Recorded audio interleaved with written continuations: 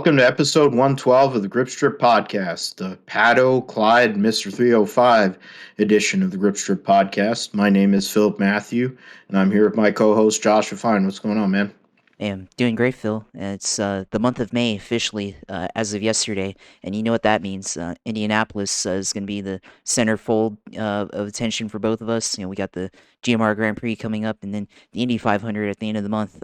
Always the most exciting time now. So, really fired up for that. But of course, we got to talk about all the other racing that happened this weekend. We had, like you said, Pato O'Ward winning IndyCar's Grand Prix at Alabama, and Chase Elliott winning today on Monday at Dover Motor Speedway. And of course, Mr. 305 sponsoring Ross Chastain, who got into it with Martin Truex Jr. there at the end of that race. So, we got a lot to talk about, and excited to talk about it with you. Yeah, absolutely, man. Going into this weekend, we had plenty of racing coming off a huge weekend of racing, and then the month of May really leads into what is the greatest day in motorsports. You get the Monaco Grand Prix, the Indianapolis 500, and then the Coca-Cola 600. Of course, we'll get into that as the weeks go on. Hopefully, we'll have some people on leading into all of that. But right now, we're going to talk about this week. We're going to talk about IndyCar. The month of May is huge. 3 races in the month. The first one, of course, Barber Motorsports Park, which saw Pato O'Ward get his first win of the 2022 campaign, his third win of his career. And Chevrolet continues to dominate. They've won every race. They're 4 for 4 in Indy cars this season. First non-Penske Chevrolet to win. Of course, Rinus Veekay qualifying on pole means a non-Penske car, Chevy on pole as well. So it is different, which is nice. Get into the Cup Series. Clyde joins all of his teammates, gives Hendrick Motorsports 5 wins out of the first 11 races. First time that's ever happened where all 4 team drivers in a team has won in the first 11 races, which is probably not a good thing for the rest of the field. This race at Dover was continuing the trend of Hendrick and Gibbs being up front. Ford definitely didn't have much to show for it. There were cars that were up there, but different things, whether it was tires, strategy, did not fall their way. And it looks like Ford's on the back foot again right now as we stand. But who knows? Darlington is a wild card of sorts. You're going to Kansas, and then the All-Star race, which will be an R&D session in a sense, and then which they announced the format for that. We might get into that here in a little bit as well. We'll also talk about the Mr. 305. It's a good reference both to the owner of part owner of Trackhouse Racing and his lead driver in Ross Chastain, but also to the Miami Grand Prix Formula One. We'll preview that here later on. We'll talk about the Throwback weekend at Darlington coming up. In between all that, we've got the NFL draft talk. The Jacksonville Jaguars made the number 1 overall pick, Trayvon Walker, out of Georgia. Big night for Georgia in general, University of Georgia getting players drafted. We'll get into what Jacksonville did on Josh's side, what the 49ers did on my side. Deebo Samuel's still a Niner, even though there's still talk that he may or may not want to be there. The notion is his compatriot A.J. Brown set the bar for a contract, and he kind of is stuck. So he's lost a little bit of leverage in that sense. And they really aren't going to go and trade him. But we'll get into all that. We'll get into who did good, who did not in regards to that. In the roundup, IMSA ran at Laguna Seca. They were live on NBC. So that was good to see, even though Dave Burns was announcing. MotoGP, Moto2 were at Jerez this past weekend, and big news came out on Monday. The following day, depending on when you're listening to this, we're doing this on Monday night, that Suzuki will be leaving MotoGP at the end of this year, which leaves their 2 riders without ride, at least for now. The rumor mill seems to point to a former world champion, Joan Mir, for having a ride, and even his teammate Alex Rins. But we'll get into that. Charlotte 4-wide for the NHRA took place. We had Top Fuel, Funny Car, and Pro Stock Motorcycle, and 2 veterans, of course, one big-time veteran and one long-time proponent out there gets wins, and one guy who's came on the scene here in the last few years got a win. Supercars at Barbagallo, Wanneroo continued the trend of Shane Van Gisbergen. I say Scott like Scott McLaughlin, but Shane Van Gisbergen destroying in the post-Scott McLaughlin Supercars campaign. WEC at Spa will be happening this coming weekend. 37 cars will be on the entry list. And for the Spa, 6 hours. And then they will have the W Series will be starting their 2022 campaign in Miami as a one of the support series to Formula One. So it'll be interesting to see. We'll kind of give you a preview on that and some of the drivers that you probably want to look at if you are so interested in the WEC. Or I mean in the W Series. Also, of course, Josh's Sim segment to close the deal before we close it out. So yeah, let's get to Indy cars. The Honda Indy Grand Prix of Alabama at Baba Motorsports Park.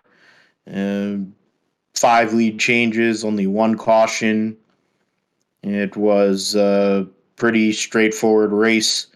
Rinus Veekay led 57 laps, but in the end, he was passed by Pato O'Ward after the second pit stop.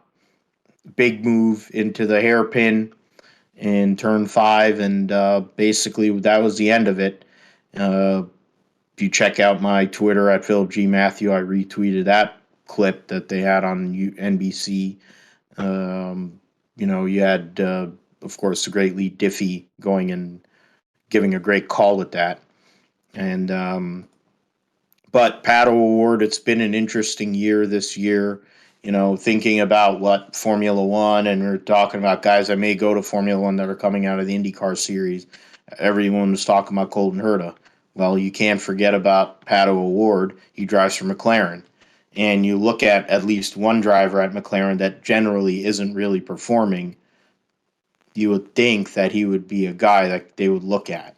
You also add the fact that, being Mexican driver, they have Sergio Perez and a Mexican driver, but he's an older driver, relatively speaking. He's been around a long time. They need a younger face for the series, and it would be a good look for Formula One. But then they announced that they're going to give a test to Colton Herta, so then things kind of started going weird there, and then the engineers were starting to manipulate or try to insist on making certain calls or decisions on the race setup, and it left Pato O'Ward not looking like himself. Well, that kind of went away at Long Beach, and he got his first top 5 of the year, and now he gets his first win of the year, brings himself back up into the points. Of course, points, we'll get into that in a little bit, but he's a contender for this championship. He's going to need another win or a couple more wins to really get himself truly back into this deal. But Pato O'Ward, Rinus Veekay were 2 guys that had great weekends for sure. Alex Palou, the defending series champion, has not missed a beat. Yeah, he hasn't won yet, but he's up there every race. It's scary. It's Scott Dixon level consistent where, okay, I'm not going to win this race, but I'm going to get a top 5, which means you're going to accumulate points. And when Alex Palou wins races, on top of when he's doing this top 5ing business, it's really, really something that is impressive, honestly, to see out of a driver who is a relatively young driver but is the defending series champion. So you can't really put it past him and how good he is and what he's doing. I mean, I'm just going through, like, in practice, Palou was up there, Rossi, the Hondas were up there, the Andretti Hondas were up there, Pato O'Ward, Callum Ilott was having a good weekend. He didn't have a good race.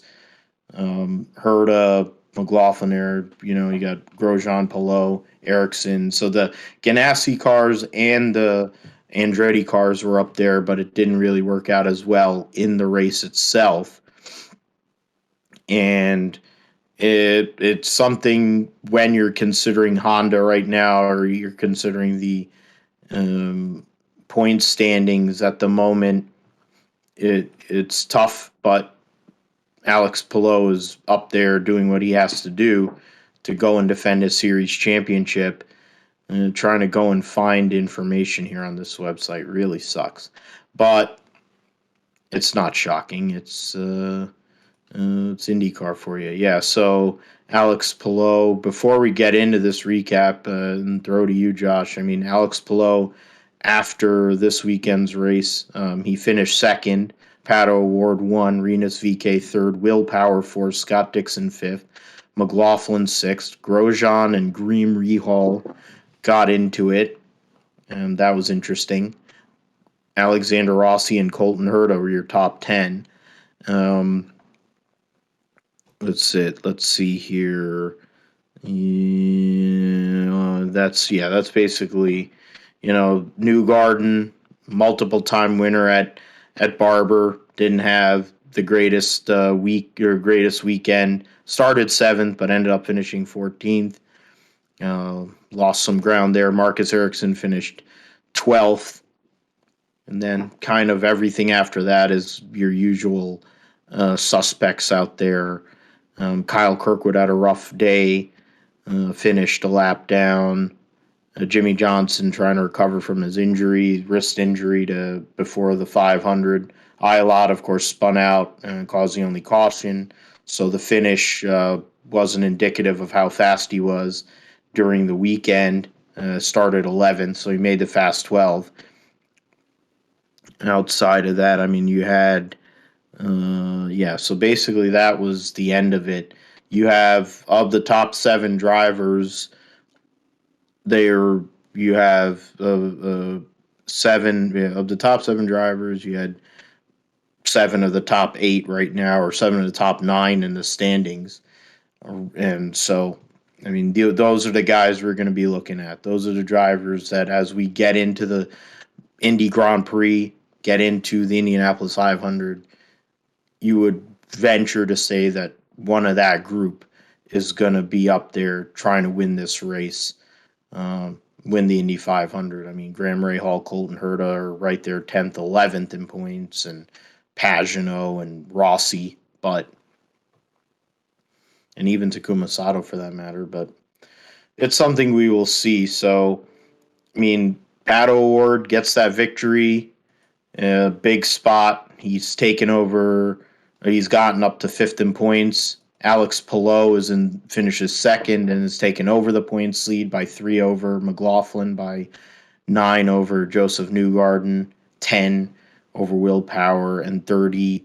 It's got a 30-point lead on Pato O'Ward and 31 on Scott Dixon. So that's the point standings. But Pato O'Ward, big spot here, Josh, getting that victory, 3rd win of his career, 3rd different type of racetrack he's won at, and sets himself up nicely for the month of May at Indianapolis, when there'll be a 3-car team here in the next couple of weeks with the great Juan Pablo Montoya as their 3rd driver, to see if they can go and capitalize on this momentum throughout the month at Indy. Yeah, you said it, not Alex Palou, but he's also doing good. But Pato O'Ward, he's been doing well as of late. Didn't have a great start to the season, and people thought he lost his confidence or something was wrong. But he got a top 5 at Long Beach, and now he's kind of back into it, having won this race at Barber Motorsports Park, and back into the points championship now, fifth in points. So he's gonna have a chance with the Indianapolis Grand Prix and then the Indy 500 to possibly go even higher. Especially with the way he's performed on ovals in the past at Indianapolis, he could be definitely a threat to win at Indianapolis, and which is extremely important because it is a double points paying race, and then also the GMR Grand Prix at the Indianapolis Road Course. The last year's edition of this race finished in like 15th, I want to say, but then came back in the fall, won the pole, and finished fifth. So he's made some improvements there. So I would look at Pato O'Ward as definitely somebody that could be a threat to win at both races in Indianapolis coming here up in May. So it's going to be interesting to see what kind of performance he can put on. And we saw what he was able to do at Barber, made that pass on the outside. In the hairpin turn 5 for him going up against Rinus Veekay. So, it was a pretty exciting move to make. They had the strategy right, and he was willing to go for it. And he's able to make the move on the outside. VK tried to defend going low, and then he just took the long way around and was able to get around him there. So, great move, textbook move, and now sets himself up well for the championship, like we said.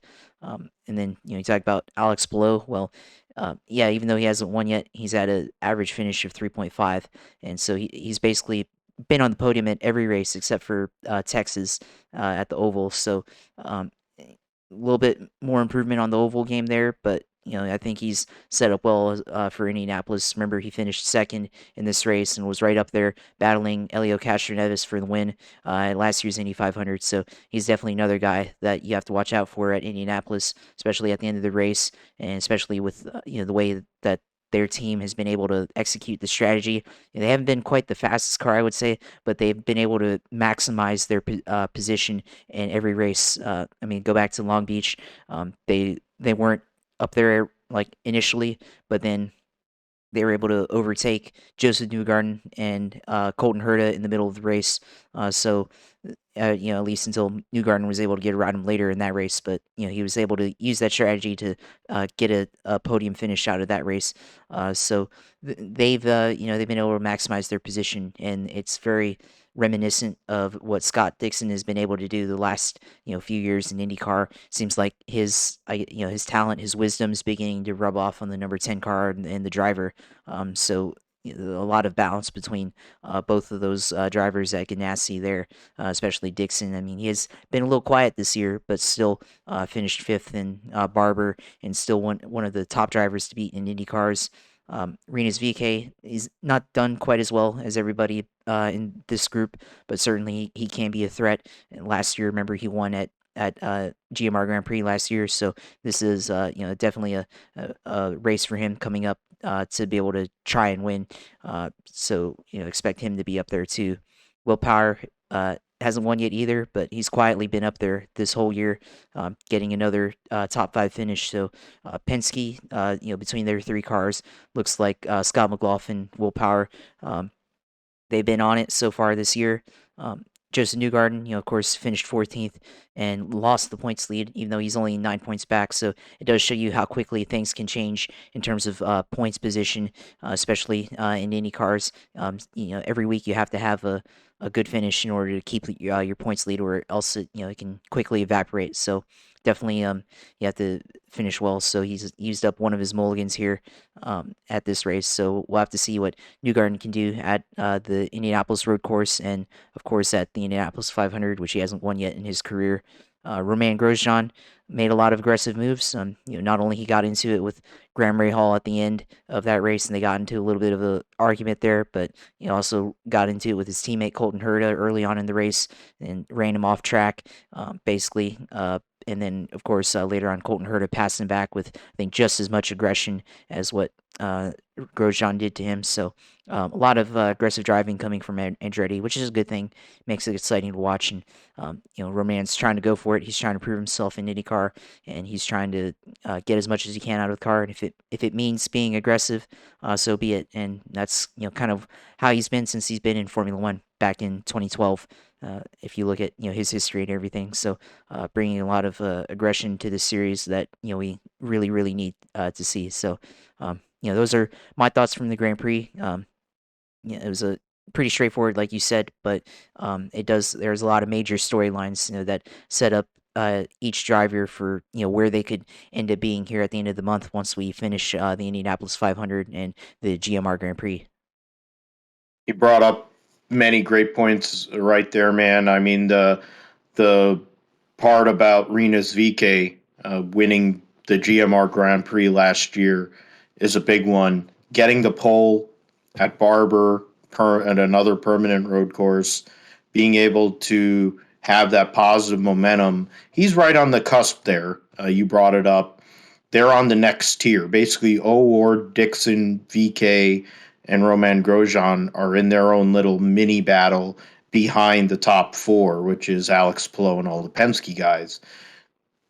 But the fact of the matter is, Rinus VK is at next level. There's just like Josef Newgarden, it's a matter of when, not if, Rinus VK will get snatched by a Ganassi, by a Penske or an Andretti organization. He's that good.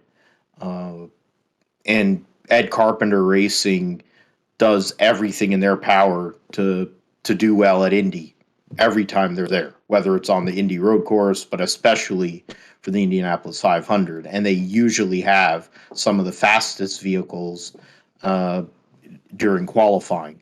So Rinus VK, like his mentor, the great Harry Lunatic,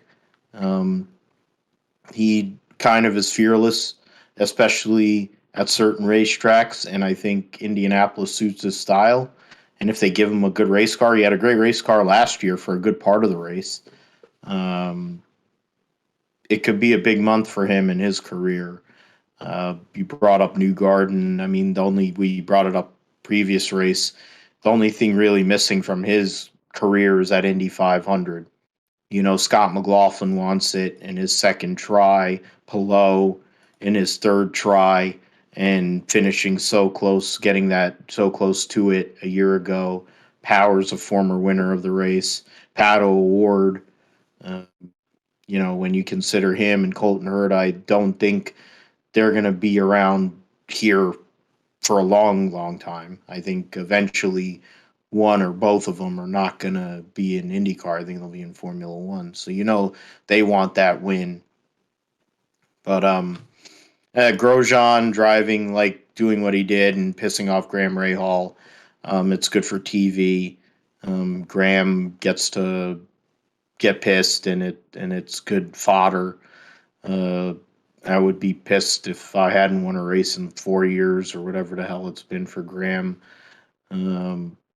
It's funny with him. He's one of the most opinionated guys, and it's part of what I think there's a fandom for him, but then there's also part of the reason why people are not really into him. He comes off as kind of whiny and obnoxious, especially when you're the son of a legend and basically have driven for your dad since 2013. Yeah, 2013 for Graham Rahal, I Yeah, think. great. Yeah, it was 2013 that he moved over to his dad's team permanently because the Ganassi deal went away. And he moved over. He had Midas, Big O tires. Yeah. So they weren't really all that good for a couple of years. He had 2 years where he only had one podium. 15, 16, 17 was like the peak of his career where he won 5 races and finished 4th, 5th, and 6th in points in those years. And then since then, he's kind of fallen back to being what he was prior. Finished 6th in points a couple of years ago in the shortened season due to COVID. Last year was a full year, finished 7th. Right now, 9th in points, has 3 top 10 finishes. Texas, he wrecked. So right now, he's trying to compete. And I know that, tensions are high for him. He wants to do well. And, now he's got another baby on the way with Courtney. So I guess trying to afford new shoes, I don't think he really has a problem with that. But I think he wants to get things going. And I think it would be cool to see them fight. I think that we're getting to a point with all these drivers and all these kind of like pissy fights. We should just, instead of using cars as weapons, we should just let them punch the crap out of each other. I think it'd be better. Yeah, a little bit of IndyCar fight night there. Yeah, whether it's NASCAR with like Gagson and Ty Gibbs, which I would just love somebody to do a Ric Flair run. Sam Ayer with Ty Gibbs. Well, yeah, Sam Ayer and Ty Gibbs, but I want those two idiots to do it, and then I want like Josh Berry to do a run in and Ric Flair, both of them with a chair, and then just walk out and just be like, yeah, and everyone would pop. That'd be good. I would co-sign on that. I would co-sign on that for a bunch of these drivers and all these series. It's just necessary. But we will see how IndyCar does here, moves into the month of May itself further, and the Indianapolis Grand Prix, the GMR Grand Prix, and then the Indianapolis 500. We'll talk about the GMR Grand Prix next week on the GSP. On to NASCAR, and William Clyde Elliott II joins his teammates at Hendrick Motorsports as a winner in the 2022 season. His second win at Dover. I was at the first win at Dover a few years ago, but wasn't at this one. I wasn't going to go and drive out there anyway, but then when you have jury duty, you can't really go there either. Chase Elliott wins over Richard in the 47 car, gets himself into the top 30 in points. Ross Chastain in the Daily Tour 2022 Chevrolet. Christopher Bell, Alex Bowman, your top 5. Kyle Larson, Kyle Busch. Chris Buescher, who qualified on pole, was the best Ford. Kevin Harvick and Eric Jones, your top 10. Justin Haley finished 11th. One of his better runs of the year. Martin Truex was 12th. Chase Briscoe finished 13th. And let's see here. Of other people, Brad Keselowski scored a stage point in stage 1, but then fell back. Was running up in the top 10 for a while, but ended up kind of getting swallowed up. Lost a lap in that last long run. Denny Hamlin won stage 1. Then in the pit stop after the stage, they left the wheel loose. So his day was basically ruined after that. He'll lose Gabe Hart, his tire changer, and the jackman for the next 4 weeks, which is the first, I think, the biggest name so far this year that's lost all of that. I'm trying to think. There's been Bubba a few. Wallace was probably the biggest one before that, I think. Yeah. I mean, they've had a bunch of issues at 2311, and that's a whole separate discussion. We could do a good 30-minute segment on what's going on with the 23 and that organization in general. While you have the maggot idiots all saying that he sucks and he doesn't belong and don't deserve a run and all that shit too, but yeah, as if their voice actually matters. Yeah, it's because they're real geniuses themselves. They go and listen to a network, and that tells them how they're supposed to think. They listen to a trust fund baby who's, fuck them.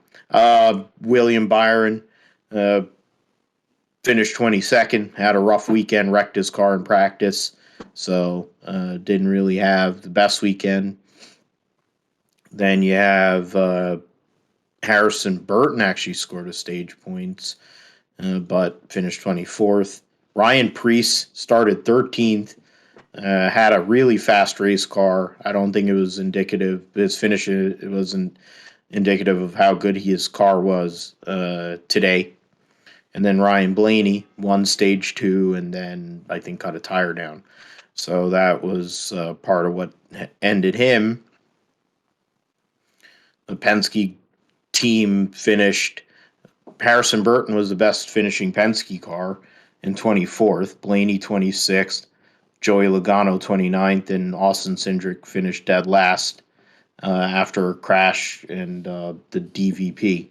So, yeah, Clyde wins, solidifies his points lead because he had the overall points lead going into this race.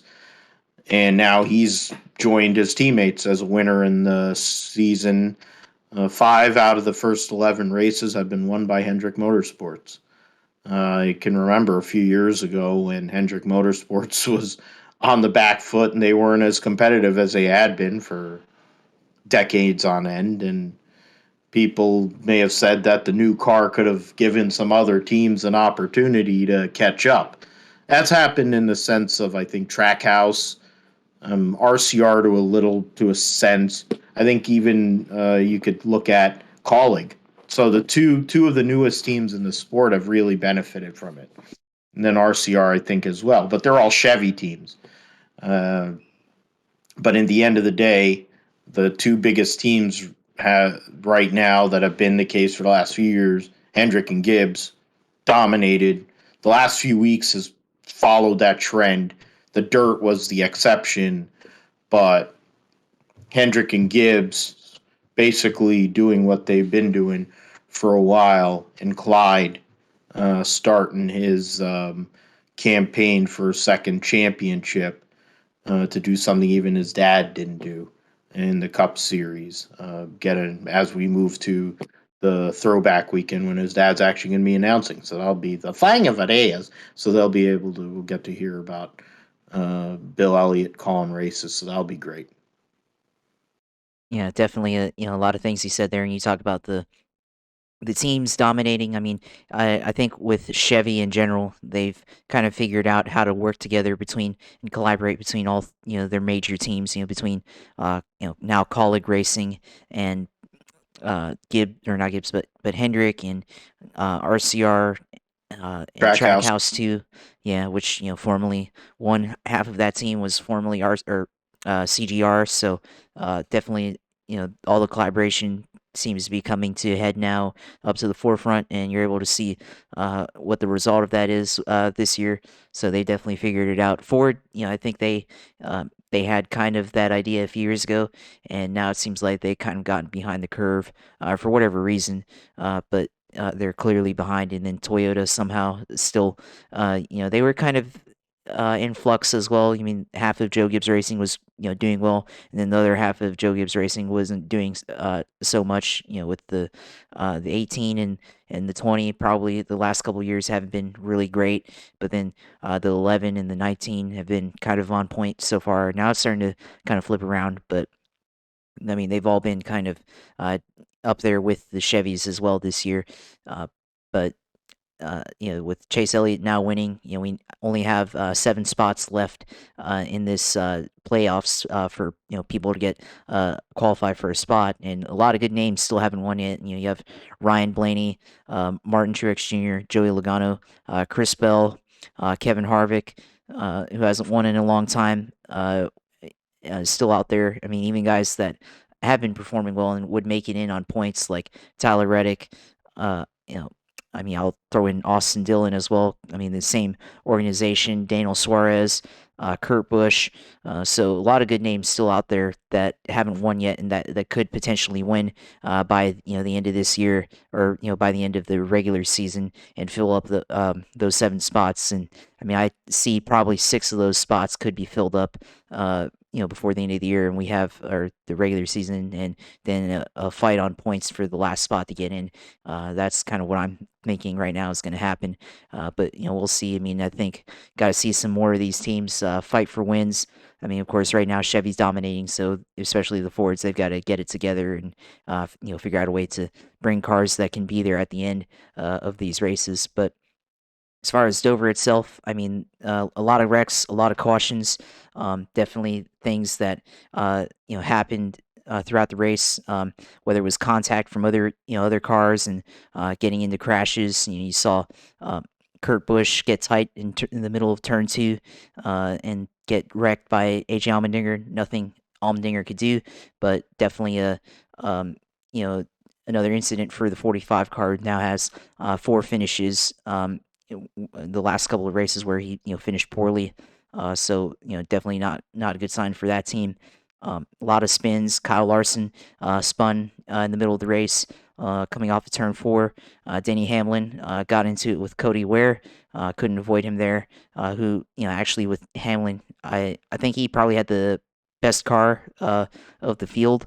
Led 67 laps, and then it kind of came apart after the penalty with the tire falling off. But then at the same time, he was able to make it back up to 4th place before getting crashed. And still only Yeah, I'd finished forgotten about 21st. that. Yeah, so still only finished 21st. So he was able to somewhat recover, but of course, still a hit in terms of finishing position and points value there. So I mean, I feel like maybe he had the best car, but of course, wasn't able to show it. And then Kyle Busch, ended up leading the most laps, but wasn't able to be there up front at the end. And I think maybe track position still might be key, but not as key as it was in the last couple of years at Dover. But definitely still something to look out for. And people were noting online, like Matt Weaver, noting the tires actually wearing out here at Dover. You could see the tire rubber on the track, and the track taking rubber, which is usually a good sign for good racing. And you saw that on the restarts throughout the race. A lot of 3-wide racing using the top groove to pass. So it seems like is maybe better than the race was better than the what we've had the last couple of years. So at least it's somewhat improved, I think, in my opinion, based off of watching the highlights in on this race. So definitely maybe a step in the right direction, but is how far that is, I mean, not really sure, because Dover is still Dover at the end of the day. So definitely a little bit better than what we've seen the past couple of years with the Gen 6 versus this new next gen car. So it was a pretty wild day, or days, of course, with yesterday and then the rain going into today. So made for some pretty interesting racing nonetheless. So we'll see what happens now as the series goes to Darlington, and we'll talk about those throwback schemes later on in the show. Yeah, I mean, Dover, you wonder, I mean, I wonder as a Northeast guy how long Dover will be on the calendar. Marcus Smith was at the racetrack scanning people in. Uh, Whether that's a token gesture or they're actually serious about making it work there. They've been reduced to one race because of Nashville Super Speedway. At the end of the day, we don't need Nashville Super Speedway um, on the calendar once they go back to Nashville Fairgrounds, probably next year. But will that mean they'll give another race to Dover? Will they do like the doubleheader thing? I don't think they could really do it at Dover. I think Pocono, it made a little more sense. We're taking away races from the Northeast, so I'm worried about that. The race today wasn't bad. It's a tough race. They don't give enough sets of tires now in the Cup Series, which is weird when you consider the kind of money they have in there. But you could hear Larry McReynolds talking about it, where he's like, "Oh, you know what? I'd stay out. I'd stay out." Everyone was pitting. I guess everyone had tires, but the tires were an issue. Bad year. Did not bother to test these tires, and they didn't bother to test this track. Um, but the race itself, they were able to widen the groove out, which is great. You're able to run 2, 3 different lines out there. You're able to diamond the corner. You're able to run low. You're able to run high. Uh, that we haven't had that with the Gen 6 car, so that's nice. Um, I'm. It's. I think with a lot of these races, it's cautious optimism. With what we're going to see, because a lot of the races have been really good. The short track racing has been awful, for the exception of the dirt. The actual paved short track races have been garbage. I mean, Martinsville is because it's balls cold. Richmond sucked, and it was cold. And then the Phoenix race, I mean, minus my own personal bias, was not a great I race, mean, but I then don't it's consider Phoenix. Phoenix to be a short track anymore in the Cup Series. But it's a flat track, and it's under, I guess, a mile and a quarter, which kind of goes takes out Gateway in that sense. and when you look at the tracks they are. But I hear you on that. But the certain types of tracks, I think banked racetracks, they need to be banked racetracks for this car to work. So it may be an issue at some of these SMI tracks where, well, mainly it's Texas where they have the two different corners. But if you maybe Charlotte, there could be a possibility of a 600 that actually is interesting, which would probably be the first 600 that's been interesting in about, I don't know, a decade um, or so. I think that's part of it. You have to have bank corners. You need to have hard braking zones with good temperature to be able to build up tire temp, which Gateway I think will have during the day. So, I mean, I hope Dover stays for multiple reasons. People hate Dover for many reasons. They'll say, oh, Dover, it rains all the time there. Well, if TV wasn't so fucking retarded with the way they go and do business, because, oh, we need West Coast viewers. It's like newsflash, assholes. West Coast viewers watch NASCAR. The people that wanted to watch NASCAR at 12 at 9 o'clock in the morning on the West Coast for decades because the races started at 12 noon. There was never a problem. The only people that have made it a problem are Fox and NBC Yeah, well, because they're it's the same reason why we were racing at the LA Coliseum. yeah. We're at the LA Coliseum because we need to go and destroy race cars and run in a quarter-mile track so we can have a demolition derby. And essentially, the racing itself was non-competitive, wasn't amazing, and they just made it a demolition derby with a brand new car. But we're going to keep on going there because now we're going to go to stadium-style racing. It sounds like Ben Kennedy is going to be a big part of that, and they're with the SOD and Steve Phelps, so they can have a new Three Stooges. And they're going to go around the world, and we're going to run stadium series like we're bullshit Mickey Thompson with no entertainment. I wonder how much money all those teams are going to be getting to have to haul their crap across the world. But I there should be more of a pull towards putting effort into building a good product here and also looking at how to truly bring fans in. You lose, it's a tangent. You lose me as a fan of wanting to go to a race when you're starting a race at 3:30 in the afternoon or 3:15. If you're telling me 12:15 and it takes 3-4 hours, I'll give my hour and change for traffic. I could go and get on the bar, put the barbecue up, eat something, relax, chill out, BS with some people. And by the time I dump everything out, clean everything up, put it away, I'll be on the road. I can get home in 4 hours from Dover. I can get home in 2 hours from Pocono. Two and a half hours, whatever. If you start the race at the right time, you're trying to bring fans in. By starting races later, you're basically taking away people. But the reality is, even with that, the crowd at Dover this year might have been the biggest crowd at Dover I've seen in a long, long time, which speaks to it being in the Northeast, which speaks to the kind of fans that show up to races. Northeast fans show up to races. And whether that's Dover, now for Dover for the first time in a long time. But Pocono, which I'm a big proponent of because of the fan experience and the way they treat people there. It's one of the only independent tracks that are left. Watkins Glen and New Hampshire. That's it. You can get kind of crazy and say Richmond, but Richmond has kind of gone to hell in regards to the product for the last few years. Between the Gen 6 car, the way the track is, something has to change there. But in regards to all these other tracks, people love Watkins Glen. Going there, the racing's usually intense and usually there's a lot of wrecks, so people love that. But it's a great road course. It's one of the greatest road courses ever.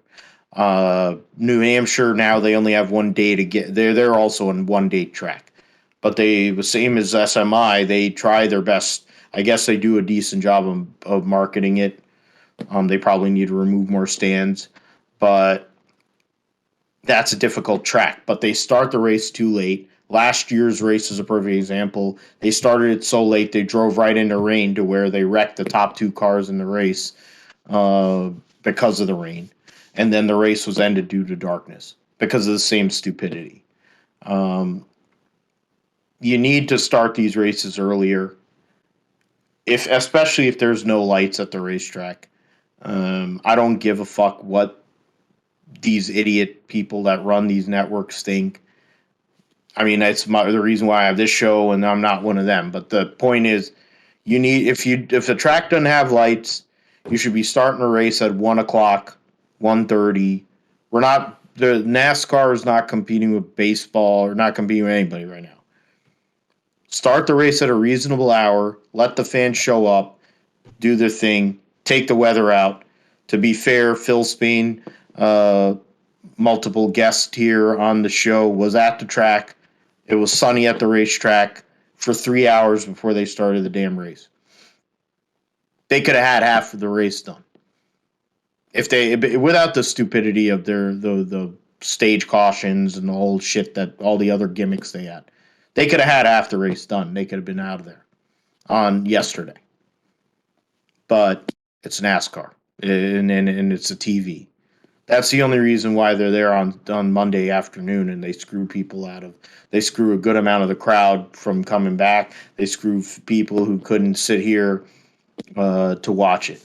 It's idiotic. It's moronic. It's ridiculous. It's why you're losing fans. They're lucky that this car has made it a little bit more parity.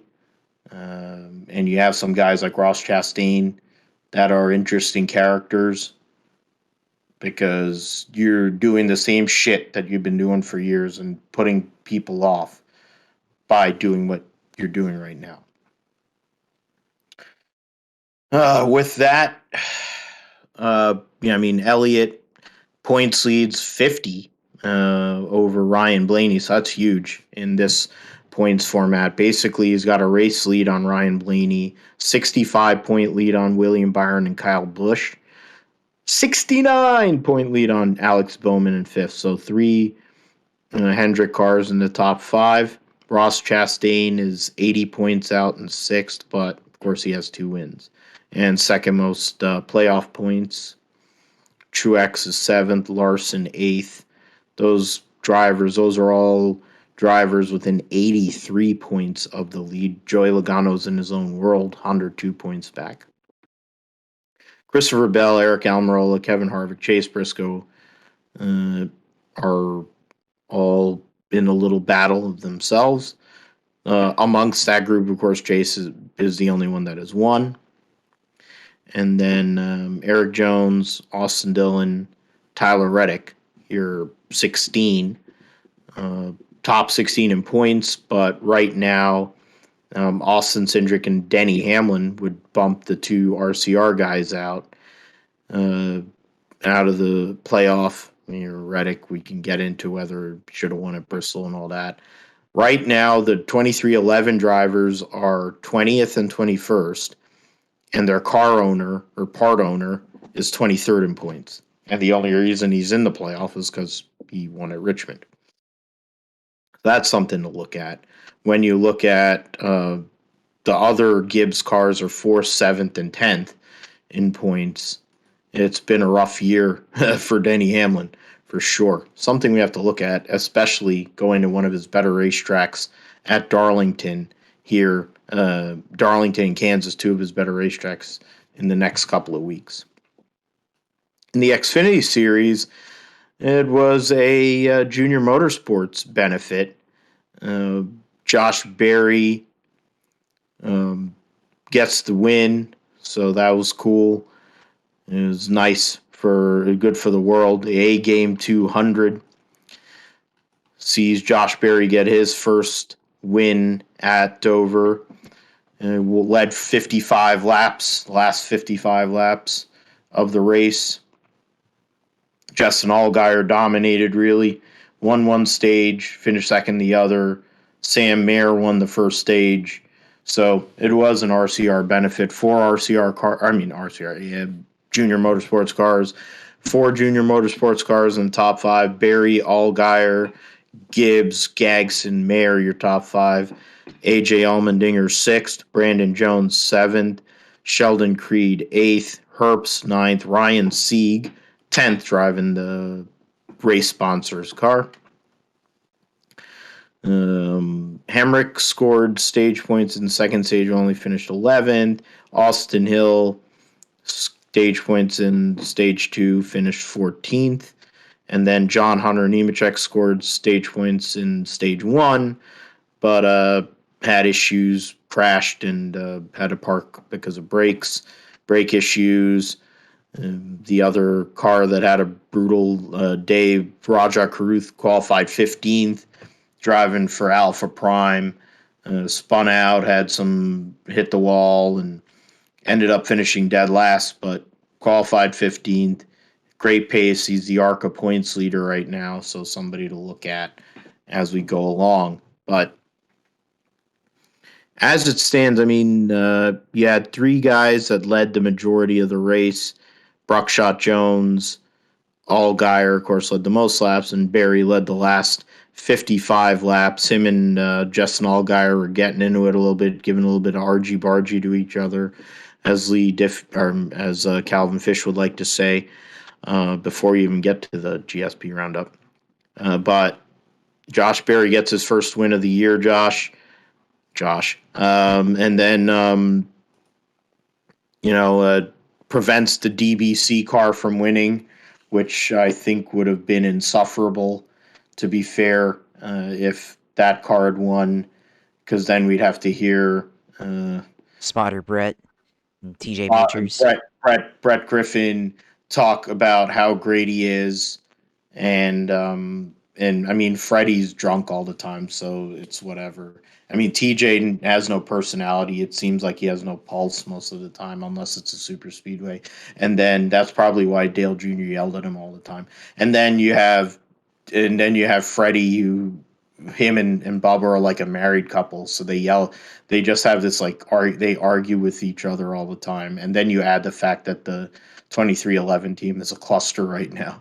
So he's got like some PTSD, so he just drinks, so he doesn't give a fuck. It's really about Brett Griffin if they had won that race. I mean, no offense to Justin Allgaier. I mean, he has to deal with being a short guy, and shorter than his wife and all that, but I'm just glad Josh Berry won. It's good for the world. It was a junior motorsports benefit, and it's a bad sign for the rest of the field if they can do that regularly, because I mean, right now, I don't like. Everybody knows I don't like Gagson, but he's won multiple races. Allgaier's been at this for many years. He's going to win. Mayer is on the cusp of winning. He's got the talent. He's got the ability. He's proven that over time. Barry is that quiet, understated. He's just going to do his thing. He's going to get his points. He's the old school guy. All the other guys get into crap and run into each other and get into slap fights with each other. Josh Berry's just going to sneak in there, and he's going to go and get that championship. I picked him to win this championship. Bias aside, he's the guy I root for in this series, but he has the ability. He's won the national championship in NASCAR, in NASCAR Weekly Racing Series or whatever. So, to you, Josh, talking about the other one that's pretty damn good at driving a race car. He picked his daughter up. It was funny. Tossed her up in the air, and she freaked out and had to hand her back to his wife before the obligatory front stretch interview. First win of the year for him, setting himself up for a big month of May and possibly some more opportunities to gain ground in this 2022 Xfinity Series campaign. Yeah, Josh Berry, of course, won this race, and I think you picked him to win this race. And of course, you already picked him to win the championship, so you're starting to look good here in Xfinity Series, I guess. And I mean, Have it's a to be good thing. right once in a while. Yeah, I'm not really good at all these picks. Your algorithm's way better than I am. So yeah, yeah. I mean, yeah, I'll give myself credit there, but um, I think with Josh Berry and I think Junior Motorsports as a whole, I mean, I think one of the reasons why I mean, it's not a knock against them, but I think one of the reasons why that they're uh, really good this year is the fact that a lot of the talent in the Xfinity series from the last couple of years has moved on to the Cup series. You talk about like Austin Cindric, now a rookie in the Cup series full time. Chase Briscoe, finally won a race in the Cup series. Justin Haley, who I mean wasn't really that competitive in Xfinity, but you could always count on him on the super speedways at the very least, and now he's in the Cup Series. So a lot of these big names that have been around the last couple of years, young talent, they're now graduating onto the Cup Series, and then moves on. Yeah, as it moves on, you have all these other drivers begin to fill in those gaps, and you're seeing Josh Berry come out last year and win. Even though he was kind of a part-time driver, now he's won once again. And then you have the rest of his teammates who are winning races. So you've got Junior Motorsports, beginning to look like that team, especially a four-car organization that can share data amongst themselves and continue to get better. And they have a lot of engineering support from Hendrick Motorsports and everything. So when you factor all that in, it's not really a surprise that they've looked like the best team overall so far to start the year in Xfinity. And on the other side, you have uh, Colic Racing, who for the last couple of years has been one of the teams to beat in Xfinity, and especially last year as the year went on. And so far this year, AJ Allmendinger has not really been all that great. I mean, he's leading the points right now, but he hasn't really shown up as far as leading laps and being up front in these races. So definitely think he still has some work to do for Colleague, especially teammate Daniel Hamrick, the defending series champion in this series, um, and hasn't really done a whole lot either. So when you think about it, there's always going to be the possibility of the junior motorsports cars dominating the series, and that's what it's looking like so far. We talked about on the individual level.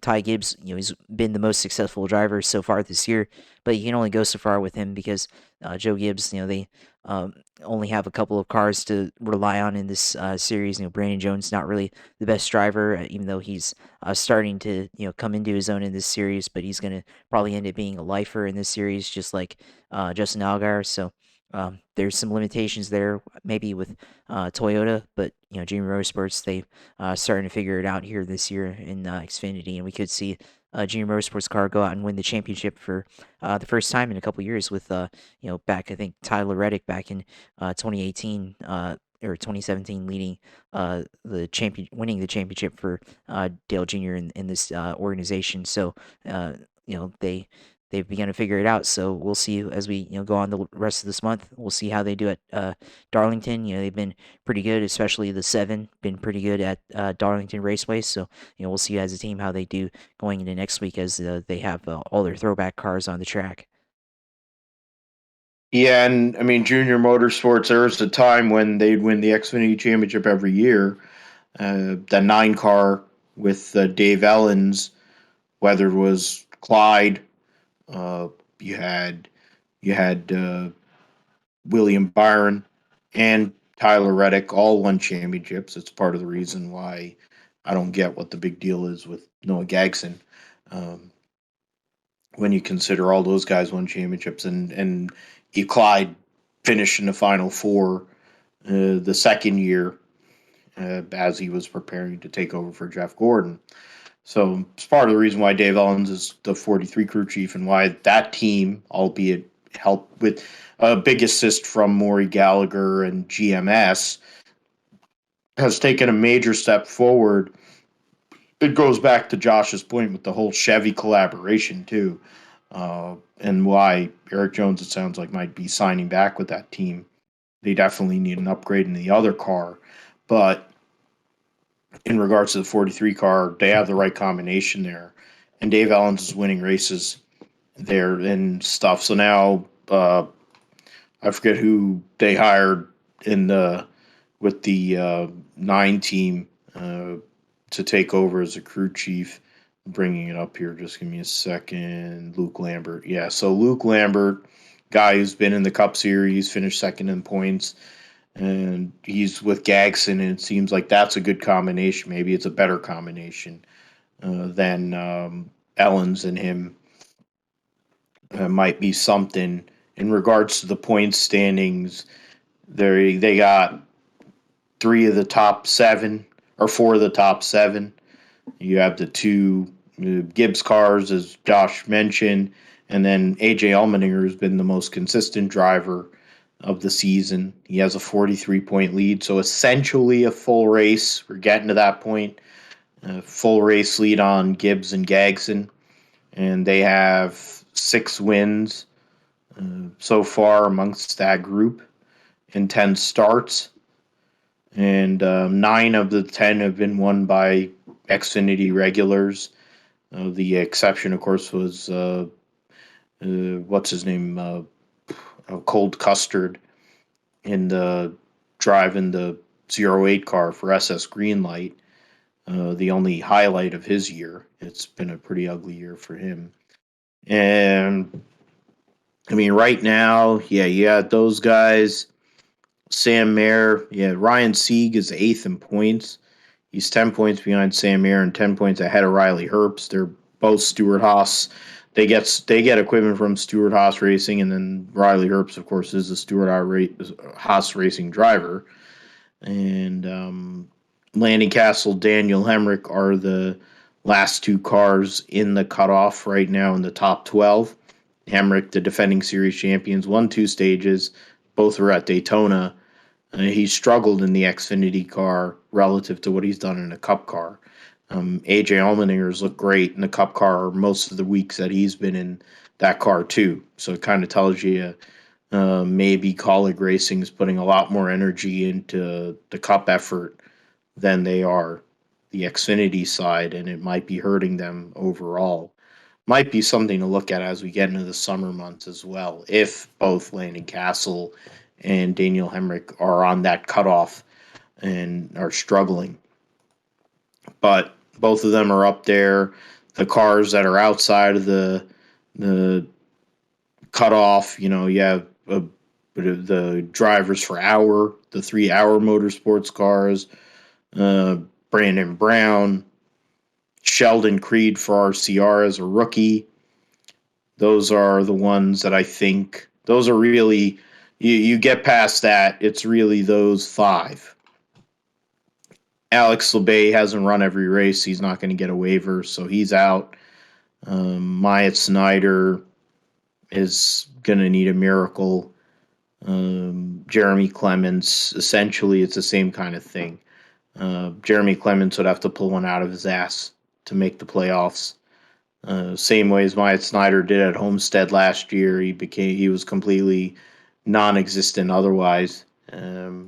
So that's really where it's at in regards to the playoff situation.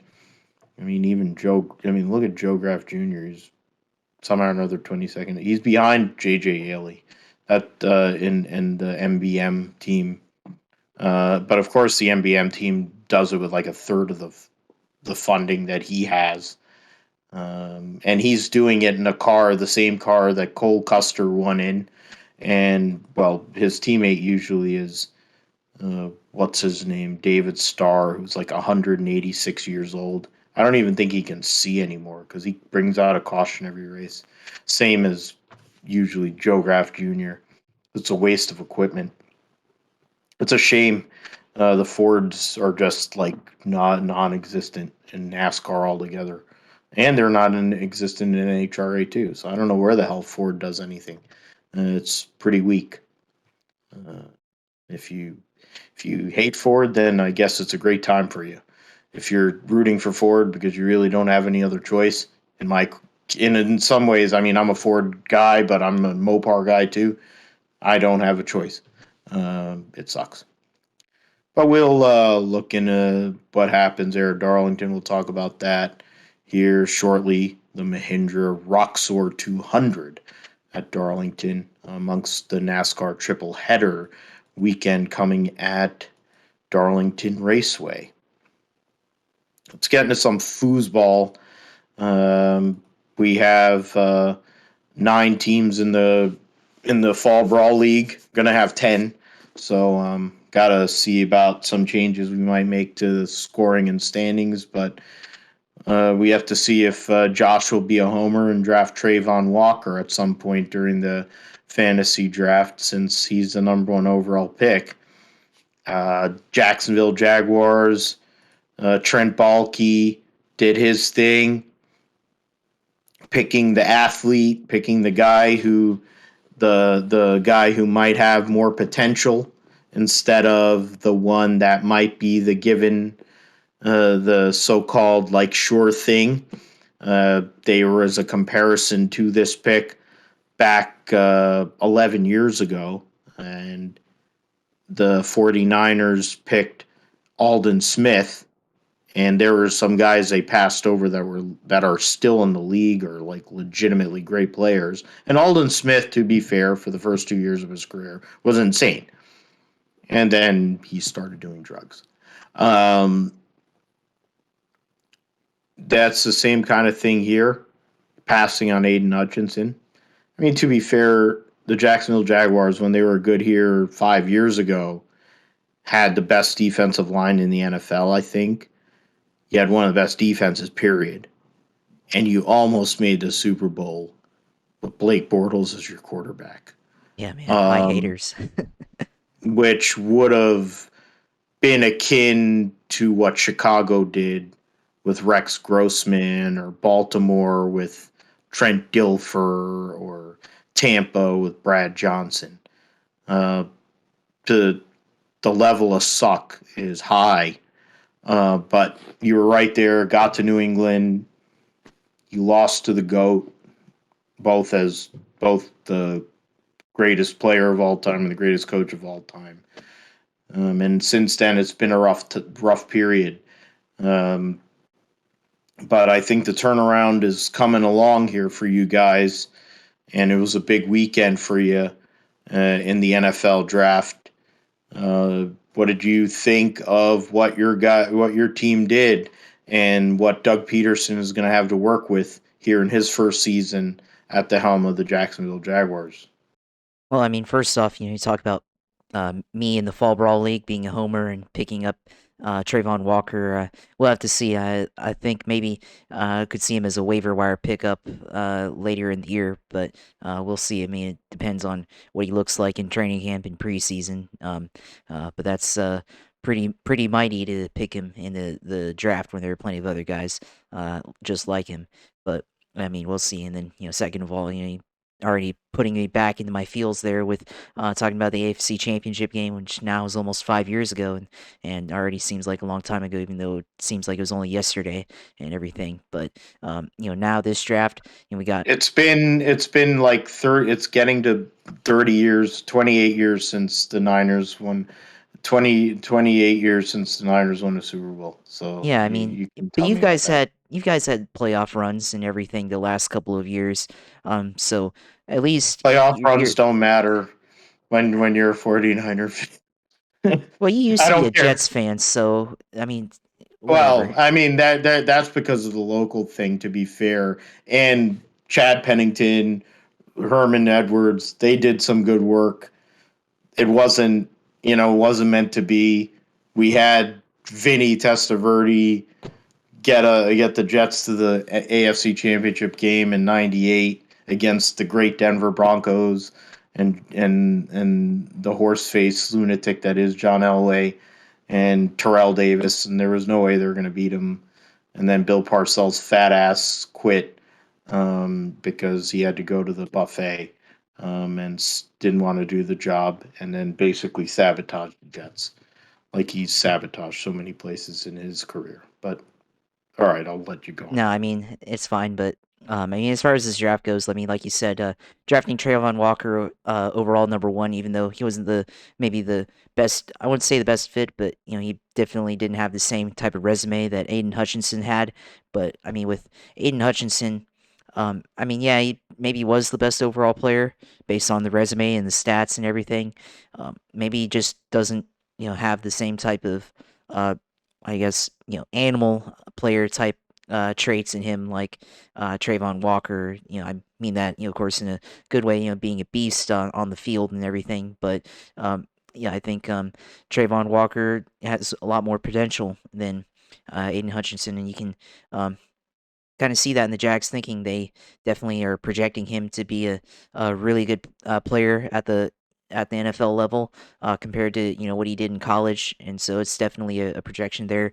Because last year with Trevor Lawrence, if you're drafting someone overall, number one overall like Trevor Lawrence, they've got to basically be the next great thing, like he was the next great Peyton Manning, Andrew Luck type of player. Whereas I don't think that comparison was ever really made for Aiden Hutchinson. And I think there were a lot more players that Trayvon Walker had traits from who are in the Hall of Fame or ended up being really good in their careers that Trayvon Walker matched up to compared to Aiden Hutchinson. And don't have there's a comparison on Twitter which I don't have on me right now, but I think there's a lot better players that Trayvon Walker matched up to who went on to have successful careers as linebackers or defensive ends compared to Aiden Hutchinson. So that's the story there with the first overall pick, and then of course they shocked me and actually traded back into the first round at pick number 27 and got Devin Lloyd out of Utah, and I mean that's a pretty interesting pick there. But a lot of people, they weren't sure about picking a linebacker there at that position, but solidifies the position for the Jaguars. At that level, and definitely liked when he came out onto the stage, and they interviewed him, and he gave out the Duval at the very end. Right there, he's already a real one in my book. So knew how to do it right off the bat. So he's going to fit right well in here and up in Duval. So glad to have him. He's definitely going to be a beast of a player as well. I think the other big takeaway is how heavily they leaned on defense in this draft. And then compared to what they needed to do offensively, I mean they replaced Brandon Linder, it seems like, at center, drafting another center in the third round. So looks like maybe that hole might be filled. But then they didn't pick wide receiver, which was the biggest, maybe one of the biggest needs that this team had, especially for Trevor Lawrence. They still need that big wide receiver on the outside who can go up and get it. They don't really have that type of player on the team. You've got Christian Kirk, who's basically a slot receiver. Marvin Jones is a good number two possession receiver. I don't really know how well Zay Jones is going to pan out. He seems like he's going to be the solid like number four guy. Laviska Chenault's another slot type who can play on the outside, but he doesn't play as well on the out. I mean, he can play well if I guess you scheme it up right, but and he definitely performs better as a slot type receiver, kind of like Debo Samuel, but in that type of role, of course. But they didn't go out and get like that Allen Robinson type of player that they had a few years ago. Even somebody like DJ Chark, who's a big guy and fast, they didn't go out and replace him this offseason adequately, I think. So there's still a hole there. We'll see what happens. Although, you talk about Doug Peterson's offensive philosophy. They didn't really focus a lot of resources on wide receiver while he was the coach of the Eagles, and a lot of their investments went into some other positions like running back and tight end. So we'll see what happens for the Jags with Coach Doug Peterson now, the guy running the team on with the coaching and everything. So excited to see what happens in the off season as we go forward towards training camp, and what you know what the team is going to look like from the highlights that the team puts out and everything, and then as we go into preseason, what it's going to look like. So I think they picked overall solid players in this draft, but I don't know if they filled in all the needs that they needed, especially with as many movement that went on in the wide receiver position this offseason via trades, and then in the draft when a bunch of teams were trading up to pick wide receivers in the first round. Yeah, and that's something that you look at some of the teams that may have gotten caught out on the wide receiver run that took place. I mean, Atlanta went with Drake London at 8, and that kind of started a deal there. Detroit went from 32 to 12 to go and get. Why am I forgetting his name? Detroit went and got Jamison Williams, who had an ACL. That was there. It was interesting. Once the run started, people were getting really aggressive. That was part of what was fun in the first round. We moved really quick. There was big trades, of course. Philadelphia made the big trade with Tennessee and got AJ Brown, and then gave him $100 million over 4 years. But really, it's $57 million guaranteed, which set a blueprint for Deebo Samuel in regards to a contract that he will probably get in a couple months' time, whether he wants to be mad about it or not, or whatever the hell he wants to do. He can go and sit home and bitch and moan, but he's going to be a 49er because they ain't trading him. The Jets, and that's another thing. And before I get into the Niners, the fact is the Jets, everyone was saying he was going to go there. And the Jets at number 4 pick Sauce Gardner, who's one of the best corners, maybe the best corner in this draft. And then at 10, which was where everybody thought the Jets would go and trade, they would have traded that pick and 35. I think 10, 35, and a pick next year, maybe a player on top of it, would have been the move to go and pick up Deebo Samuel. They end up picking Garrett Wilson out of Ohio State, which was huge in regards to Zach Wilson's development. That offense with Mike LaFleur at the helm, trying to go and give Zach Wilson more opportunities, because last year was a disaster for him. They had a great running game, but they added to said running game with Breece Hall in the second round. They also went and got Jermaine Johnson, traded back in the first round, and got Jermaine Johnson, who slipped. People were talking about him as a top 10 draft pick, fell all the way to 26. Might have been the best draft the Jets have ever had in the first round, going back all the years. I remember when the Jets had the 4 first-rounders back in the year 2000. What is it? New York Jets 2000 draft picks. Yeah, and that was a year where they had 4 first-rounders. They drafted Sean Ellis, John Abraham, Chad Pennington, and Anthony Becht, the tight end. And then when you consider and you add all those guys are big-time players. John Abraham ended up leaving the team, go to Atlanta, and he still had a great career. Chad Pennington played great for the Jets. He was one of my favorite players of all time. Great quarterback. Wasn't the most, didn't have the biggest arm, didn't have the greatest arm, but he did everything, and he was the right kind of guy. And he was the kind of guy the Jets needed. And led him to the playoffs. They won a few playoff games with him. And Becht was, Anthony Becht. Lavernius Coles was picked in the 3rd round, and Lavernius Coles was huge. The Jets might have somehow or another matched that here in this first 4 picks that they made in this draft.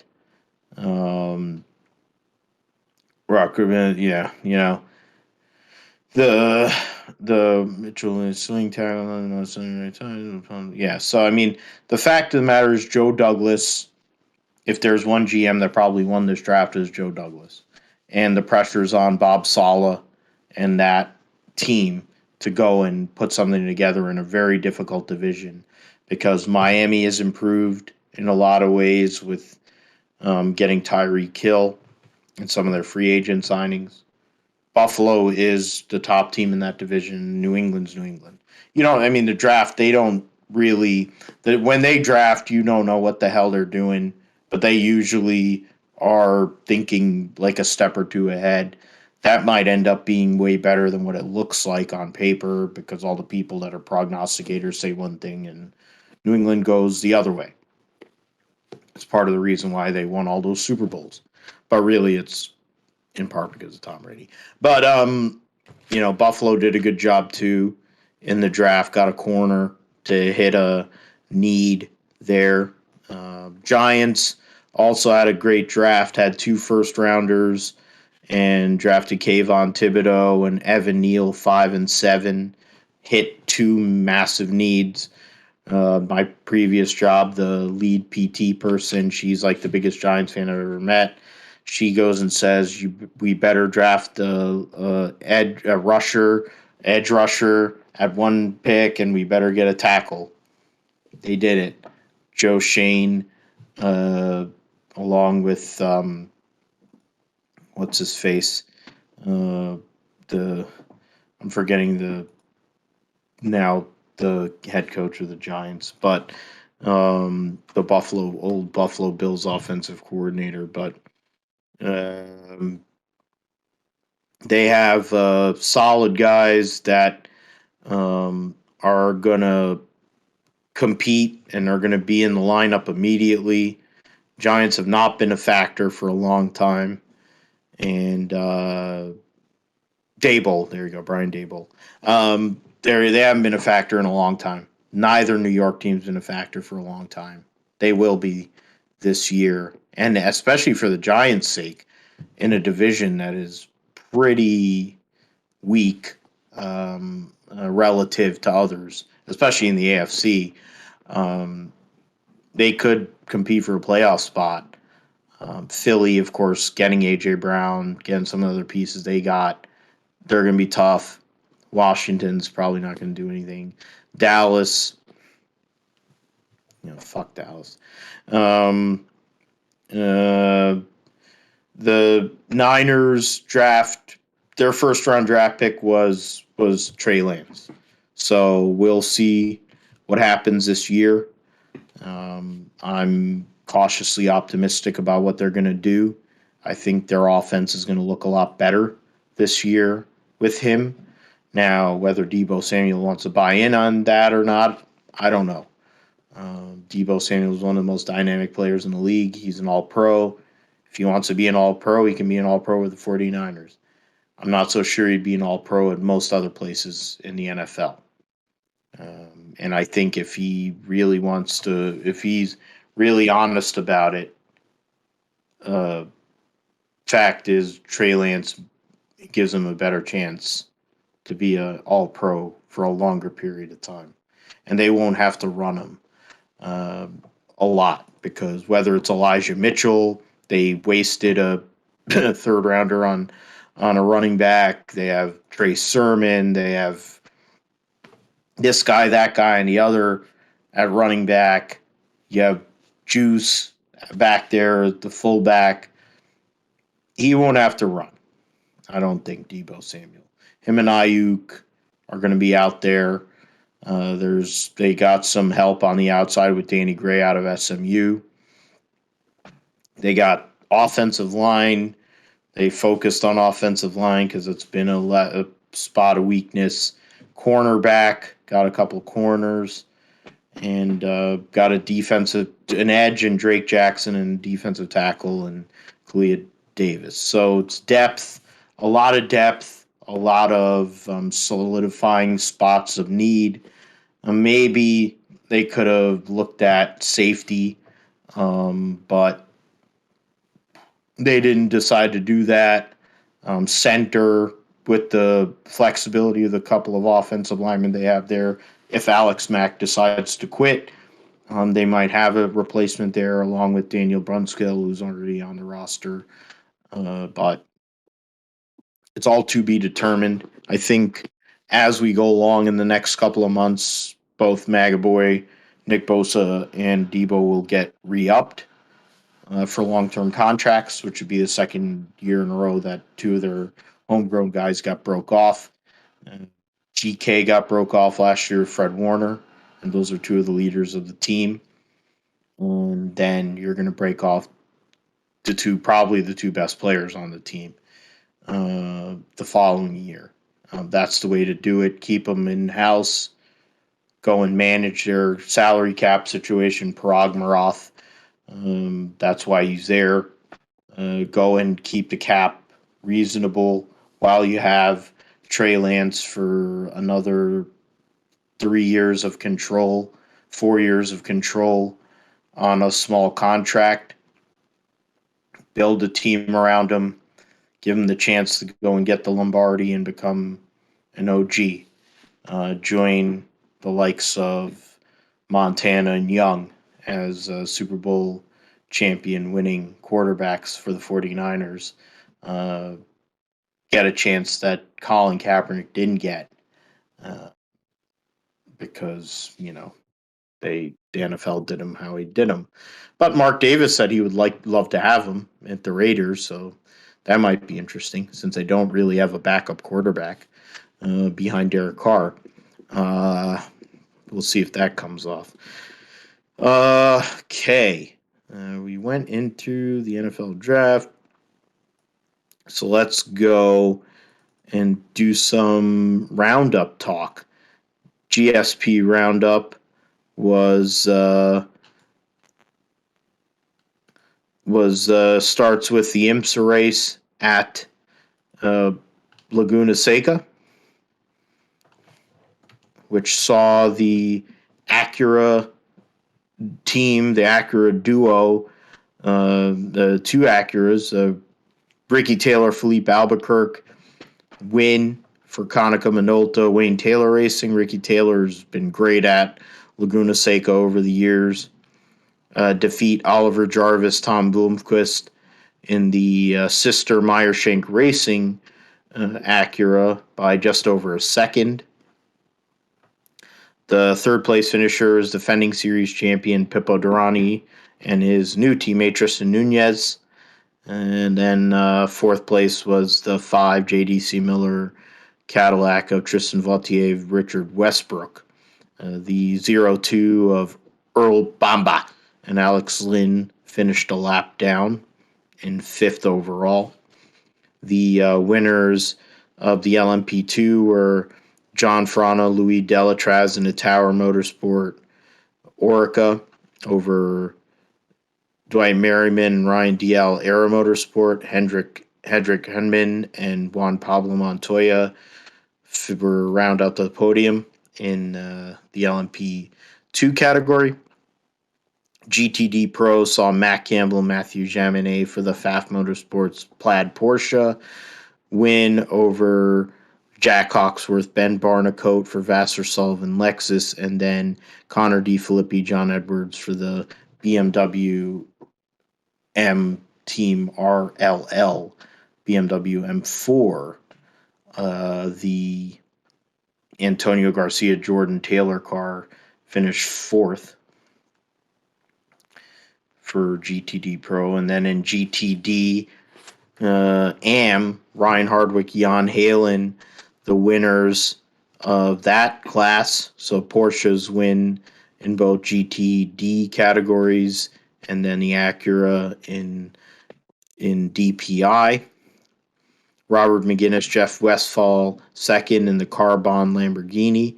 Robbie Foley, Bill Auberlin finishes third in the BMW, the Turner Motorsports BMW. Ryan Eversley and Aiden Reed in the Rick Ware Racing Acura.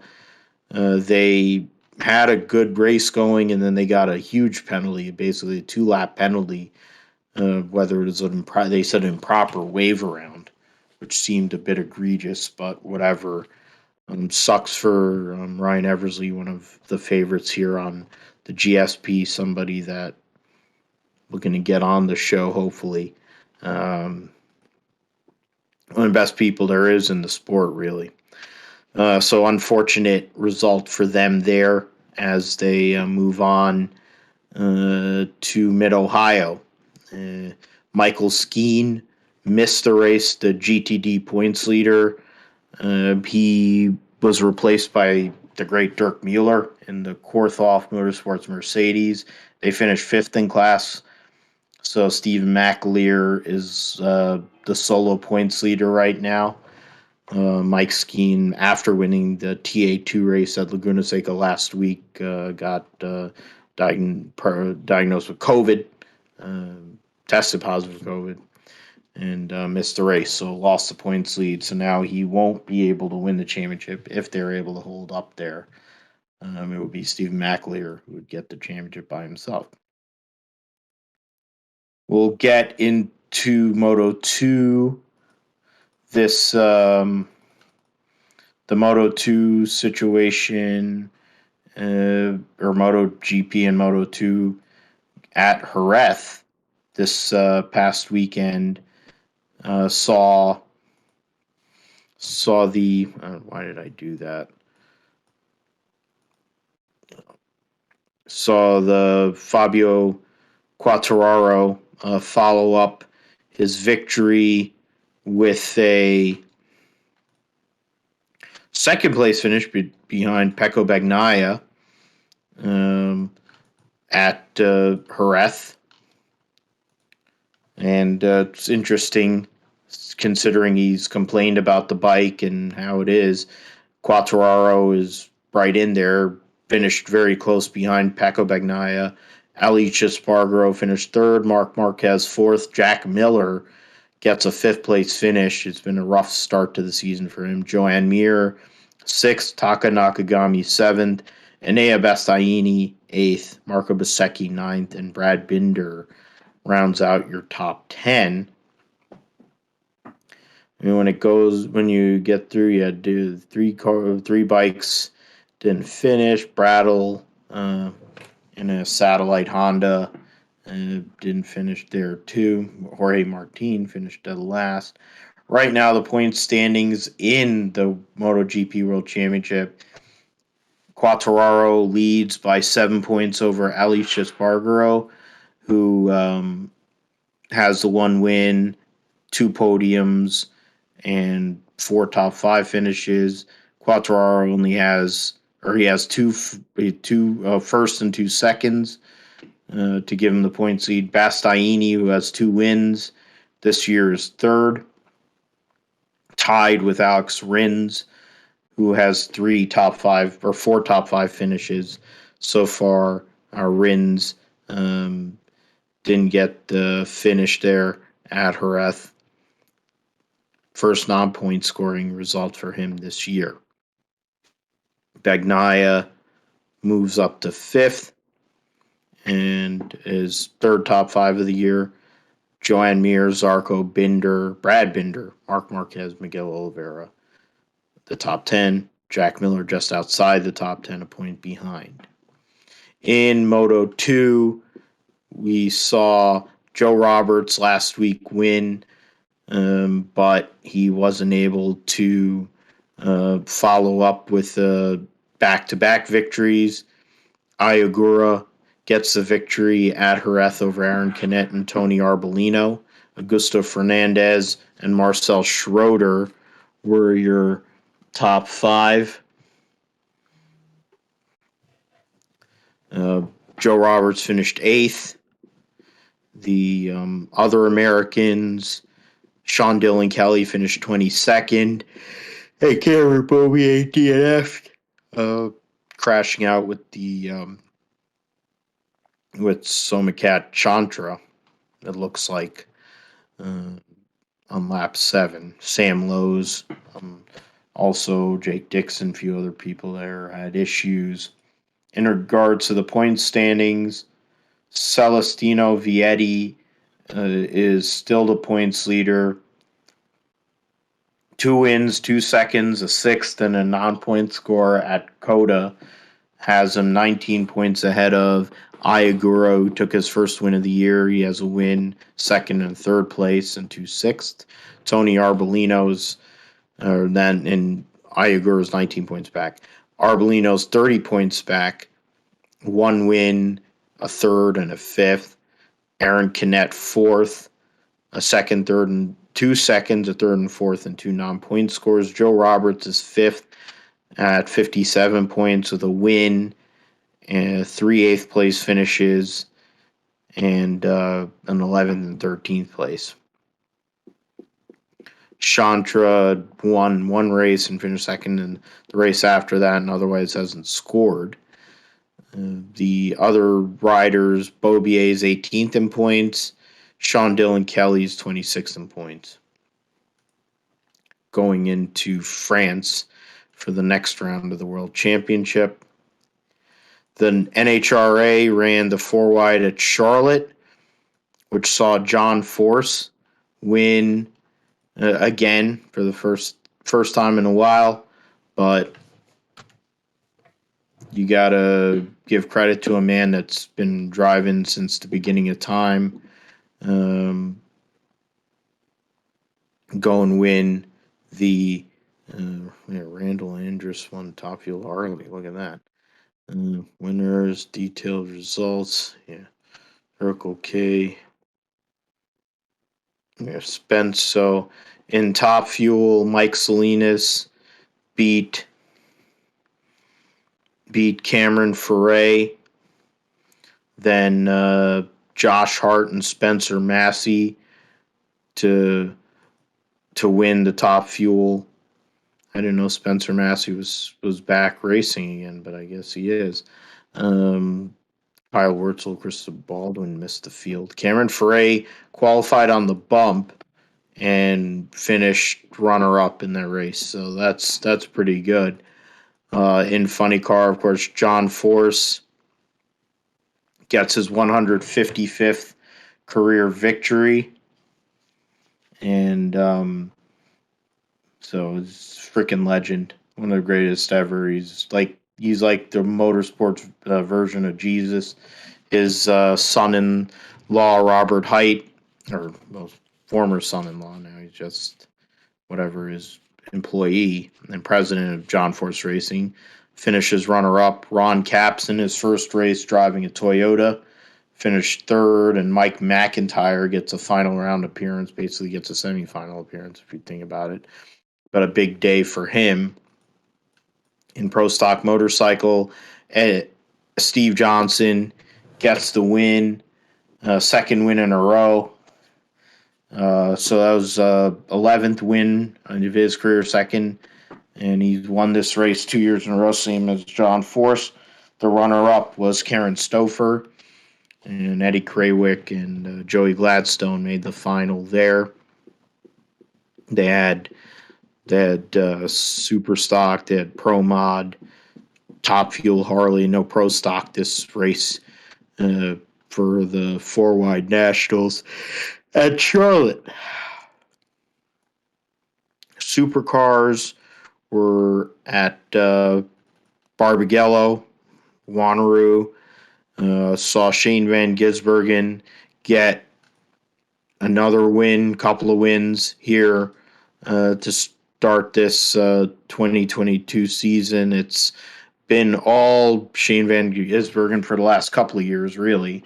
But at the Bunnings Trade Purse Super Night in qualifying, Anton Di Pasquale won the pole for the races, but over Cam Waters, Van Gisbergen, Brody Kostecki, David Reynolds. There's your top 5. James Courtney, Andre Heimgartner, Brock Feeney, Thomas Randall, Will Brown were your top 10. But in race 10, you saw Shane Van Gisbergen win, and also in race 12. But in race 11, Will Davison gets the win. So Shane Van Gisbergen has won 2, 4, 5, 6, 7, 8 races so far this year. Chaz Mostert has won 3, and Will Davison has won 1. The way the math shows, their math shows. Yeah, I don't know what that means there, so I'm not even going to bother to get into it. The points right now see Shane Van Gisbergen with 164-point lead on Anton De Pasquale and 211-point lead on Will Davison. So the Shell V Power Racing team are right behind. SVG, Waters, and Mostert. Waters, Mostert, Brock Feeney, David Reynolds, and Brody Kostecki are all in a battle, basically within 42 points from 4th to 8th. Tim Slade and James Courtney that round out your top 10 as they go to the next race in the Repco Supercars calendar will be at Winton in about 2-3 weeks time. And so they'll go to Winton and Victoria, and then after that they'll have a 3 week break, 3 or 4 week break before they go to Hidden Valley and Darwin. So they have some gaps as they go along here in the supercars. But what isn't a gap, and what is for sure, is that SVG is probably going to win another championship. WEC at Spa, 37 cars entered. As you said, Bent Viscal will be racing in place of Matthias Betsch. Ben Viscal, who's been in Formula 2 and running Formula 3. So he's a talent there. Alex Lynn, Sebastian Bourdais will race for the first time this year. Alex Lynn for United Autosport, Sebastian Bourdais for Vector Sport. Alex Brundle will make his debut Inter Europol. The mentioned earlier about Pippo Durrani running in the Glickenhaus 708 car. They're only running one car for this race before they run two at the next race, and which is, of course, 24 Hours of Le Mans. And Peugeot, as I mentioned, won't be in this race, but they'll come in after Le Mans in a few months' time. TF Chavez will join Ben Keating and Marco Sorensen, number 33 Aston Martin. And then, so they're showing all that in regards to balance of performance. The points as we go into the 6 hours of Spa in WEC.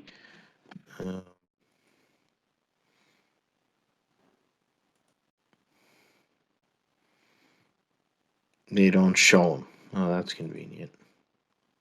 Okay. So I'll ignore that.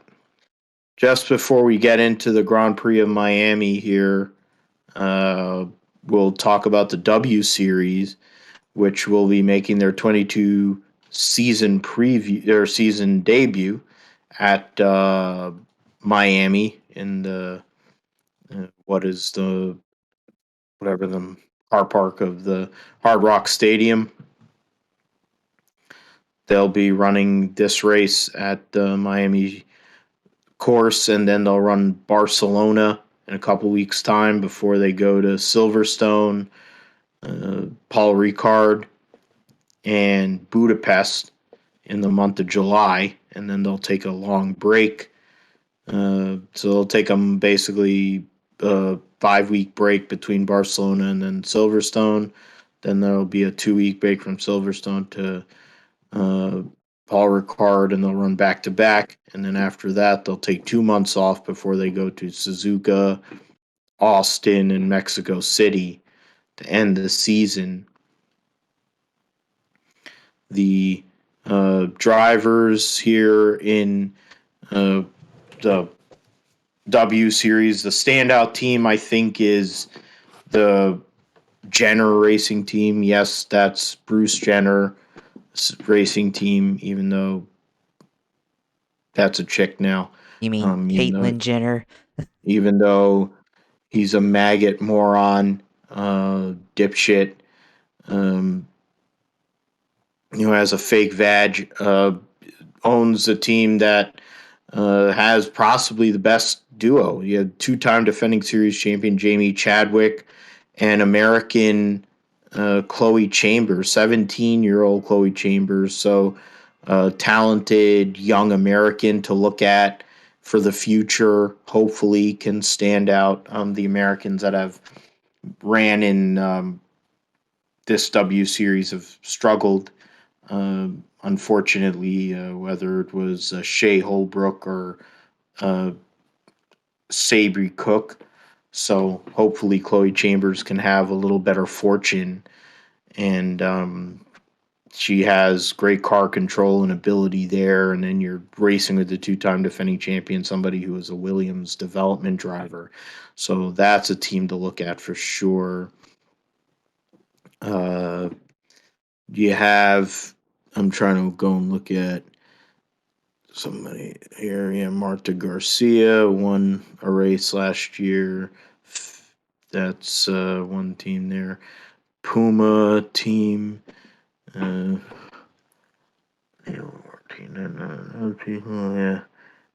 the Puma team, which will have Emma Kimalainen and Teresa Babikova, young prospect there. So basically, you get the Norwegian flavor there. Then you have the British duo Alice Palou, who Alice Palou finished second in points and has been one of the better drivers in this series. And Jessica Hawkins, who has some apparent, it looks like she's done a lot of stunt driving. So Sarah Moore finished fifth. Last year, Abby Eaton, who was the Stig in the Grand Tour, comes back. A big proponent of racing pride for LGBTQ plus. So she's a way better representative of that than Bruce is. Got Abby Pulling and Bruna Tomaselli for the Racing X team. Bruno Tomaselli actually ran Road to Indy a few years ago, so that's interesting. Betske Visser, who has experience second in the first season and has ran European Le Mans and for the I'm forgetting the team, the Watchers, whatever, the one car in the Le Mans, whatever, in WEC. It's a team that Sebastian Ogier is driving for, but she's been up there. Then there's interesting another combination, Bianca Bustamante and Juju Noda, or 17 and 16.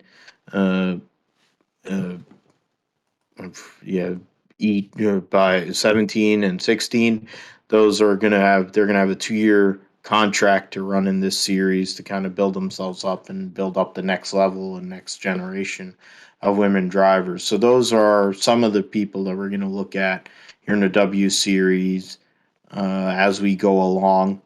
Of course, bias for me will be hoping that the American can go and do some work. Chloe Chambers, we'll talk about it next week on the GSP. Going into the next race, Grand Prix of Miami, new circuit, fake fountain, Fake marina.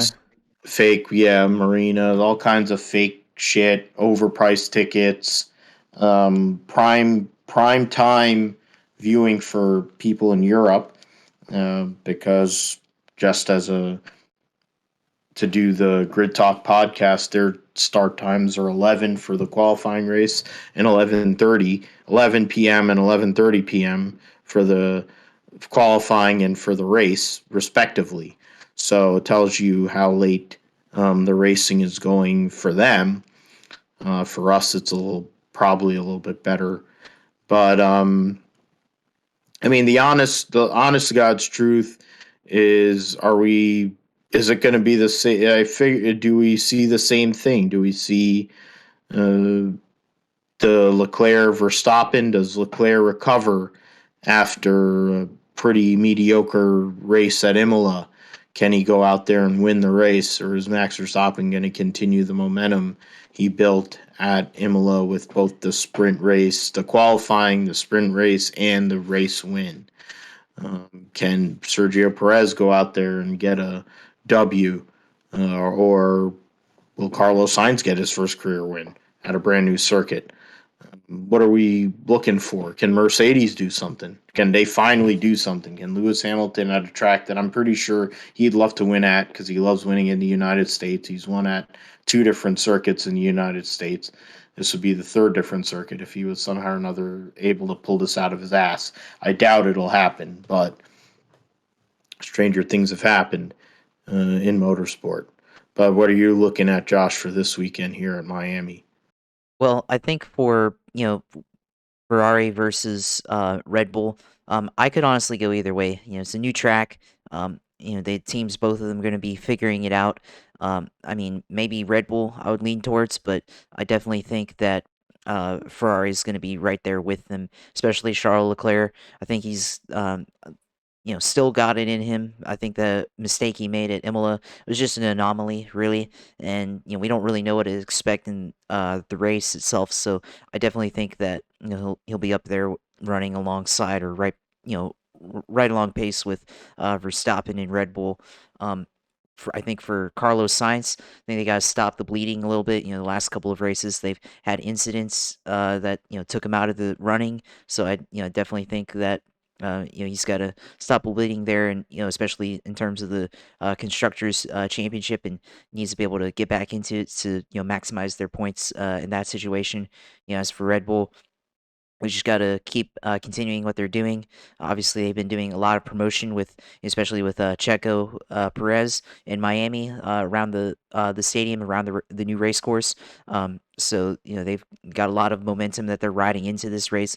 So I think as a team they just got to continue to keep doing what they've been doing as far as pace goes, and they just have to not make any mistakes as a team and execute the race strategy.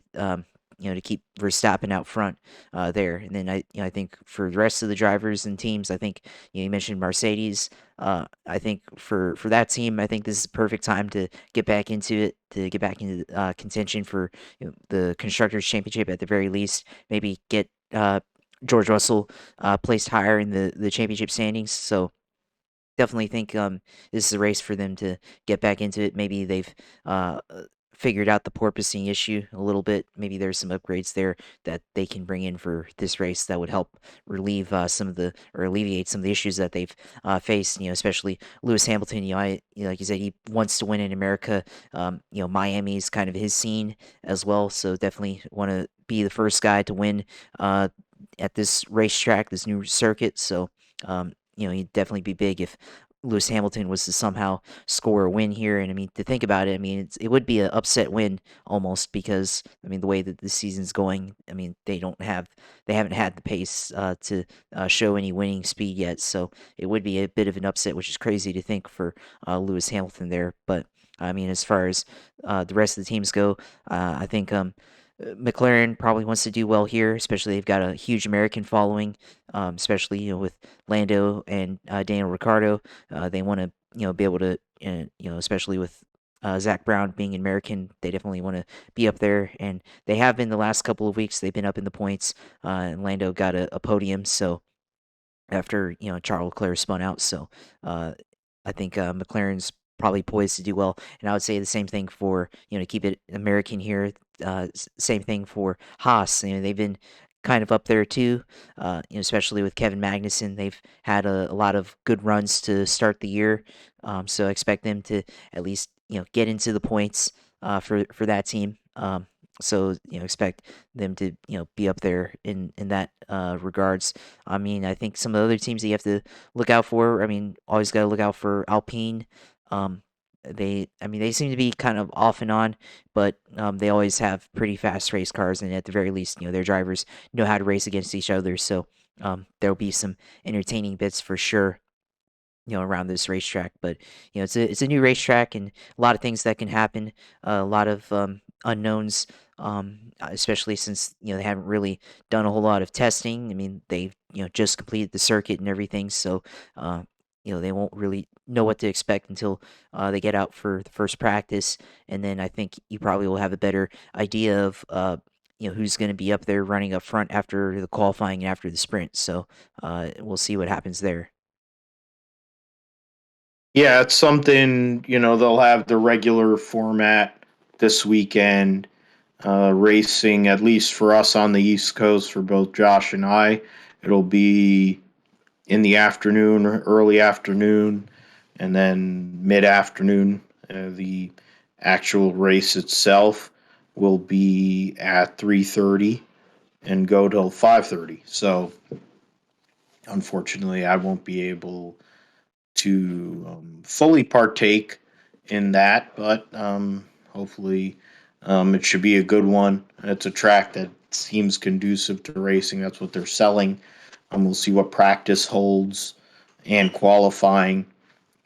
Mercedes, Josh talked about it. It seems like Mercedes is bringing upgrades to Miami in as a precursor to bigger upgrades in Spain and for Monaco for the porpoising. I think the track should be relatively smooth, but who knows? It's something, even at the Saudi track, it wasn't exactly the most smooth track either. So something to look at there. I mean, I would go and say Leclerc recovers here and gets a win, gets his third win of the year. Verstappen, of course, is going to be up there along with with Perez and Carlos Sainz. The midfield is huge in general. The way things are, points wise. I mean, after Charles Leclerc, there's 10 points between second and fourth, and then from fifth to seventh is 10 points, and it's all relatively close. So, what can Mercedes do? But what can McLaren, uh, Alfa Romeo, Alpine, Haas in a home game? Uh, Basically, the closest race to their home, second home base in Charlotte. What can they do there? A lot of big people, a lot of famous people are going to be at this race. So we'll see what Martin Brundle will do in his grid walk and who he'll get pushed off by this time. It won't be as stupid as Michael Waltrip getting a cake almost smacked in his face yesterday, which would have been funny. Denny wanted to do that. He probably should have, considering how bad his year has been. It fell on the floor instead of on his car. Maybe it would have made his car faster, considering Denny Hamlin's car is pretty fast. Might have made his car even faster. But see what happens with that. I mean, I think a dark horse for this weekend is Lando Norris. Is he really a dark horse? I don't know, but somebody who likes these faster circuits. He's a little more a person who's willing to take more risks. It could be a spot for him to get that first win. He almost got it at Mother Russia last year, qualified on pole, wrecked while trying to qualify on pole, and what would have been a win at Spa might be a spot for him in an American race, of course, with the American team principals Josh mentioned and Zach Brown trying to go and get a win, set up that month of May, continue the momentum they had from last week at Baba. The other piece of news that's came out is Audi and Porsche. It looks like, based on their by person who runs the what's it called? The CEO of Volkswagen, Herbert Diess, says Porsche and Audi are going to enter Formula One in 2026. This is based on an article from Chris Medland. Also, there's on Racer. I think it was also on motorsport.com. And it's, I mean, that their divisions or the brands are using more money with F1 involvement. Porsche is expected to link up with Red Bull's power unit supplier, at least in part. Audi's preferred route in F1 is less clear.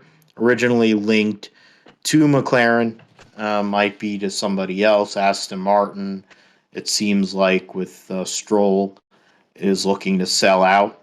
So that might be an opportunity there as well.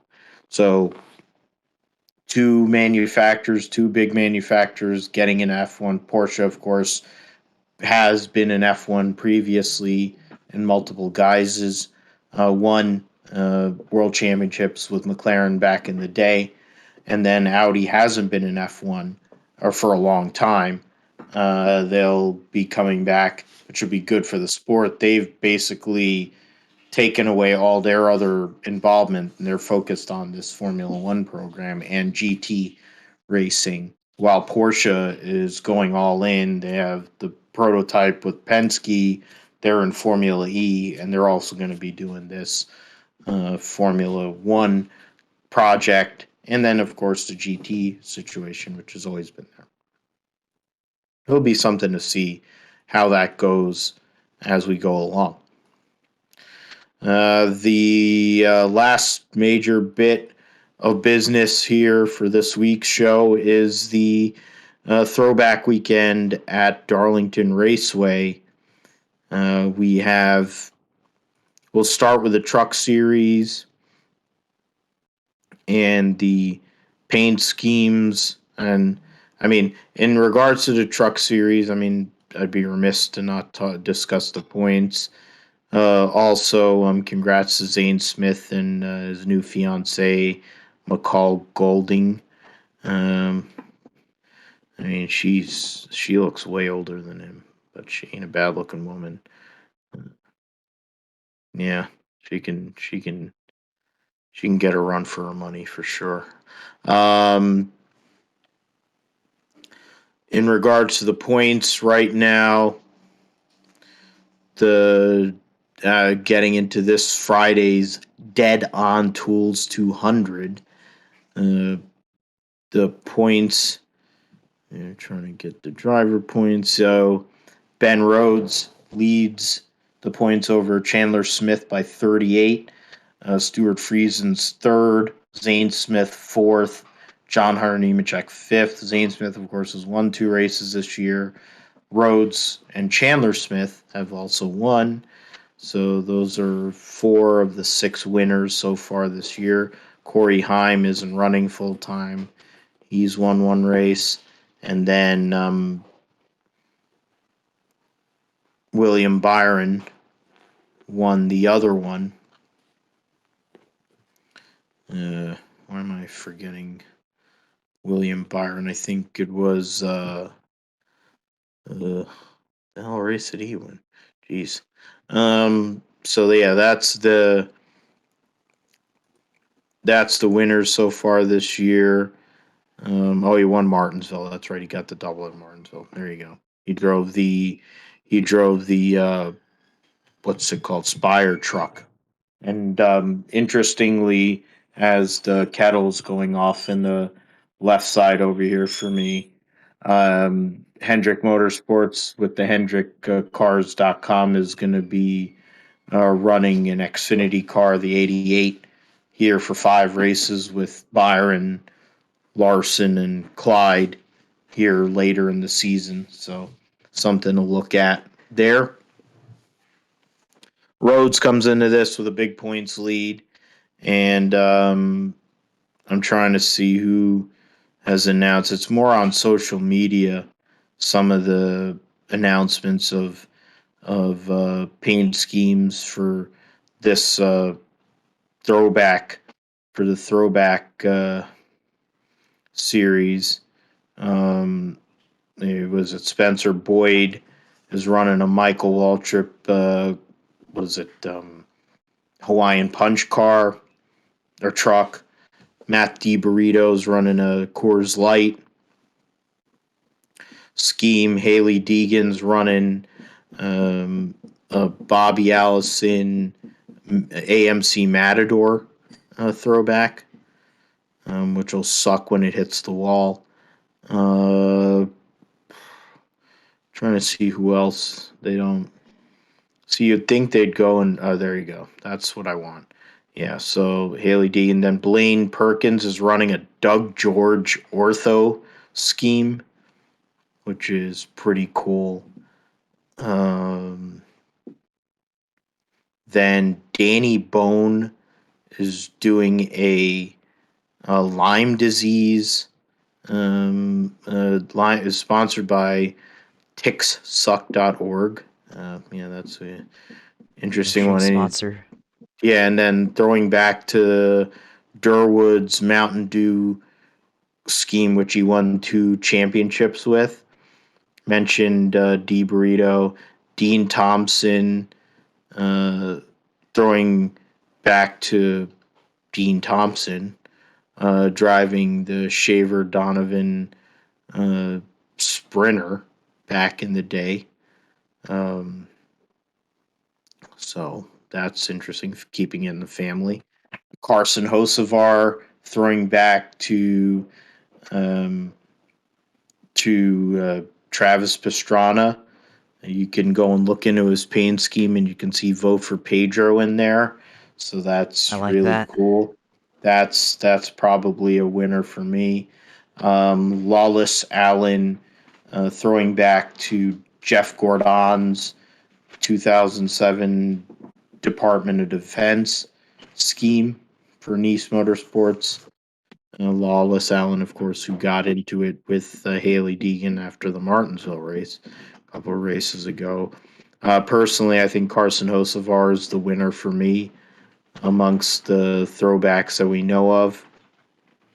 I mean, I would go for anything Bobby Allison, but it's Haley Deegan, and it's likely to end up in the wall. But yeah, the Truck Series race, we've got, 36 drivers for 32 spots. Ross Chastain is racing. The 7 truck is going to be in. Ryan Preece is running for DGR. And the 17 truck, you have Ross Chastain racing probably for Nice. Ogata running a Mike Skinner scheme. I think he's one of 2 trucks that are going to be running a Mike Skinner throwback. I love that there's no Ron Hornaday or Jack Sprague throwbacks. I mean, how does that happen in the Truck Series? I think it's sacrilege, but it's the same way as William Clyde Elliott won't run a Ron Hornaday throwback in the Cup Series, but that's beside the point. 36 for 32. Yeah, there you go. Nice Motorsport Worldwide Express. And then Brennan Poole, will be in the race too, or at least try to make the race. I'm gonna go and pick John Hunter to win this race on Friday night. He hasn't won this year. He's won some stage. He's been up front. Hasn't been able to finish. His pressure is on now. The Truck Series is going to start picking up in regards to running weekly. This is the time to go and start setting a tone. And I think it's the place for John Hunter to go and set the tone and get a win. If it was a throwback truck, I personally would like to see Carson Hocevar get that W finally. But I have a hard time seeing him getting it. I mean, Stu Ball has a good one, too, throwing back to a dirt late model. Chase Purdy threw back. I forget who he threw back to, or he threw back to Durwood truck that he ran years ago. I'm not sure what Todd Bodine's going to be running. It probably should be a throwback to like his his Hungry Jack car back in the day when he drove for Frank Cece and the CC Welliver team. That would be a good one. The Hungry Jack car, the Fiddle Faddle car, or the Factory Stores of America Ford. I'm throwing it way back. And for the people that do listen, it tells you how far I've been in racing, how long I remember. You could really get crazy, and he could go and run his Pepsi Crystal car that he ran at Watkins Glen. That's a good one. If you really want to go and throw back, that's one to go. You go and search that. You go and learn something here on the GSP. But who are you looking at, Josh, for this Friday night at Darlington for the Truck Series? Well, I mean, I think you got to go with who's familiar in this series, and I think right now, it's Ben Rhodes, John Hunter Nemechek, Chandler Smith. Basically the guys that have been running up front the whole year that I look at. I think Ben Rhodes has been pretty good at this track in the past, so I definitely expect him to run up front here. I mean, as far as uh, throwbacks, I mean, I like the Spencer Boyd throwback to Michael Waltrip. That seems to have a kind of the same flow with the scheme and everything. So that's I guess the scheme I like the most for that car or for that series. But I mean, it's basically the people who are series regulars. I think the ones that have been up front so far this year, and for me that's Ben Rhodes for the most part. And I think for John Hunter Nemechek, he hasn't won a race this year. He's been a little bit inconsistent, I think. So expect him to try to run up front and make up for any points that he's lost so far. To start the year. Stuart Friesen, quietly up in third place in the points. He could be up there as well. Zane Smith, has won 2 races so far this year, so he's been, in terms of race victories, definitely been the most successful of the top 5 in points. But I think between those 5, I think that Ben Rhodes probably has the best chance of winning here at Darlington on Friday. Yeah, those are solid picks. I mean, at the end of the day, I think more than likely it's gonna be a Toyota. Hard to see a Chevy that could really do anything. We were waiting on Gren Enfinger and GMS to do something. It's been a struggle for them. Nice, of course, with Ross Chastain racing this weekend. It might be a little different with Carson Hocevar. But it's going to be hard for the Chevys to compete against the Toyotas of Kyle Busch Motorsports and Doorsport. Getting into the Xfinity series, we went over all the points and all that. It's the Mahindra Roxor 200. 2 cars are going to miss the race going into this weekend. They don't have paint schemes, the paint scheme thing up for this race. I'm trying to remember. I know that Sam Mayer is running a Rick Mast throwback this coming weekend. The 02 will be running a Mark Martin throwback. Those 2 car will not be running a throwback.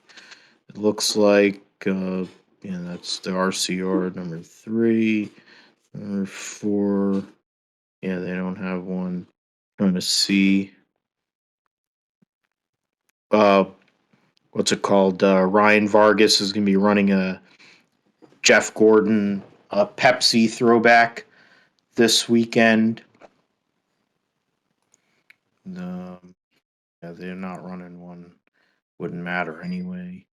The 0 or the 7 car.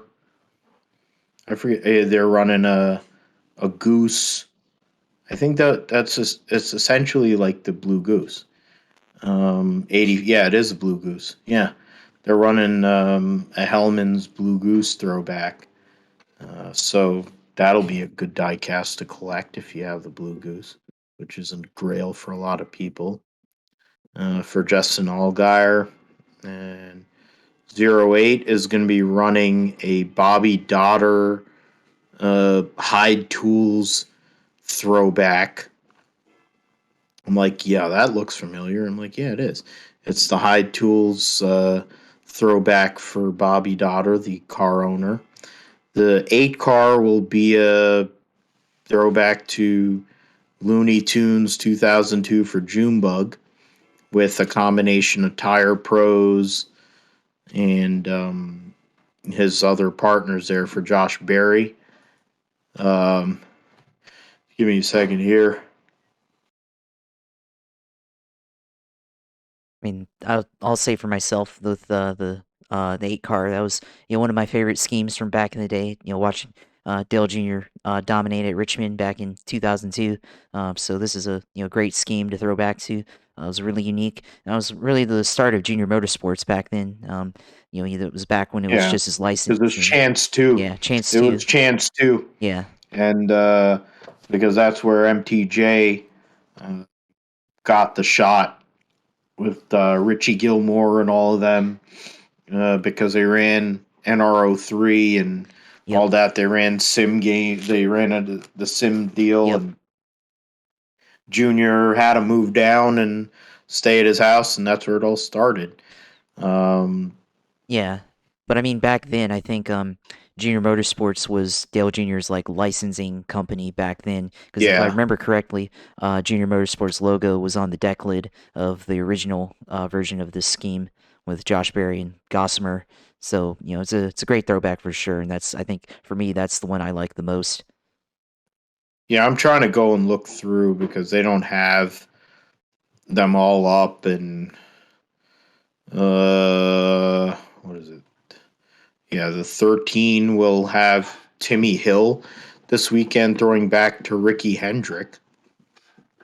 So that's cool.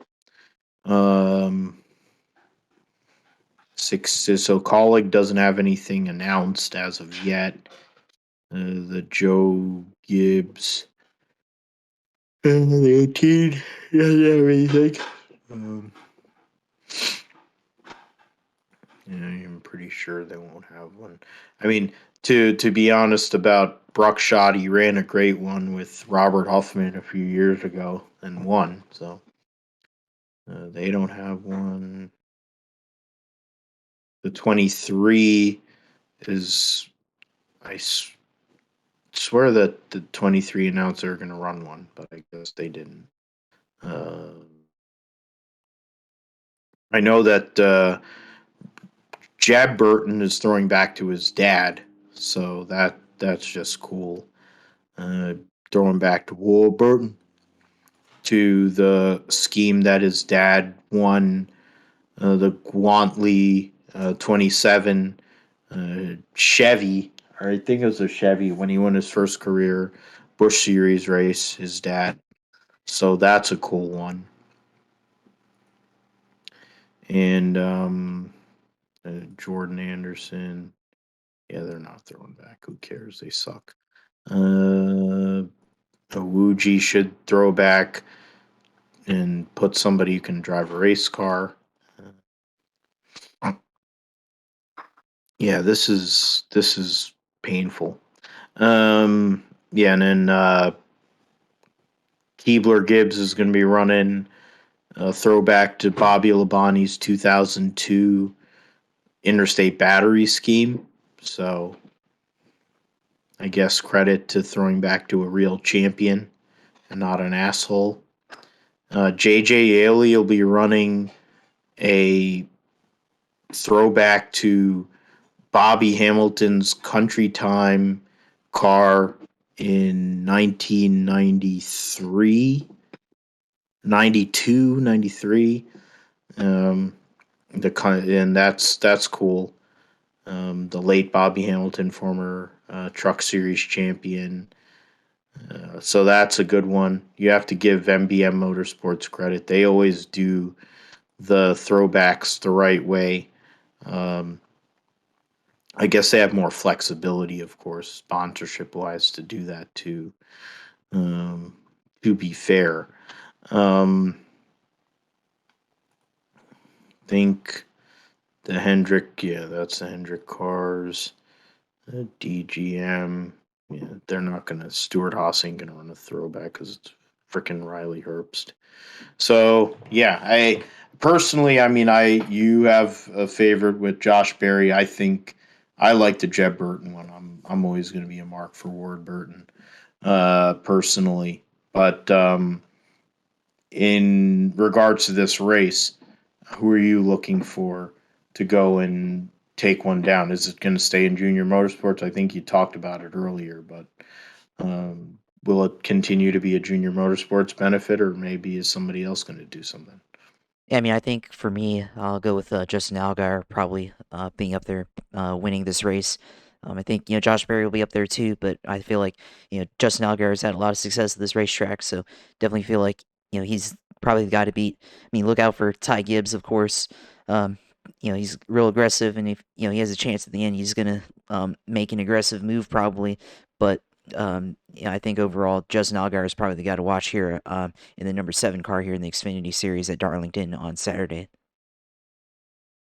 And they'll be running in the day, so it'll be a little harder than running at night.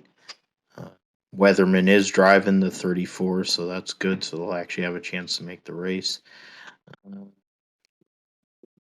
Clyde's in the race with the Hendrick cars 88, so I've given myself an immediate out to go and take the Cup regular, and that's what I'm going to do. I'll take Clyde. Uh, it's a cop out, but I don't really care. It's an easy pick. Um, yeah, you have to go chalk. The I'll do my dark horse, and it'll be Ryan Truex driving the 18 for Joe Gibbs Racing. He's been close in this series before, in a Joe Gibbs car. It's a track where Joe Gibbs has done very well at, with multiple drivers. Would be a good spot for him to get that first win. That 18 car has been fast, in general, whoever's been in it, whether it's Trevor Bayne or John Hunter or Ryan Truex. So it would be a good spot for him to go and get that W, for the first time here in the Xfinity Series. Last but not least, of course, is the Goodyear 400 at Darlington on Sunday afternoon, 3:30 Eastern Time. Got a bunch of different paint schemes, of course, um, coming up for Darlington. Trying to look through who's going to have what, and I haven't seen anything yet.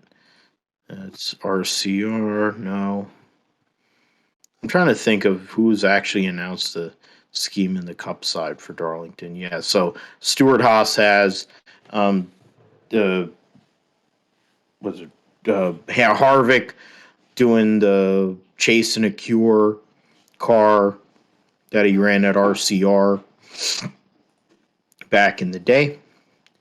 Kyle Larson will throw back to Tim Richmond running a Busch Series car with Hendrick Chevrolet on it, which had the all-star racing kind of scheme. What is it called? Brad Keselowski's going to be running a Viagra scheme to Yep. throw back to Mark Martin. Probably one of the leaders in the clubhouse, if may not be the leader in the clubhouse, is Corey LaJoie's throwback to Marty Robbins. Marketing himself, of course, with the Stacking Pennies podcast. 8 car, no. 9 cars back to Jimmy Smut Means, during the 93 season when they had Napa Auto Parts on their car. So that's that. The 10 car, Eric Almirola is throwing back to nobody. Thought he had a throwback, but whatever. Might be throwing back to one of his wins or some shit. One of his 2 wins, maybe from last year. Farmer John. Yeah, so he isn't throwing back. The 14 car is Joe Gibbs. The 11 car is throwing back to his Daytona 500 win in 2016, the first of his 3 Daytona 500 wins. So credit to Hamlin on that. Was it Chase Briscoe is throwing back to the Tony Stewart target scheme from back in the day, the lightning scheme that Target had in the heyday in the mid-90s with first Jimmy Vasser and Alex Zanardi, and it carried on for many years. And Juan Pablo Montoya won a championship and won an Indianapolis 500 with it. And then Tony Stewart ran the Indy 500 for Chip Ganassi in 2001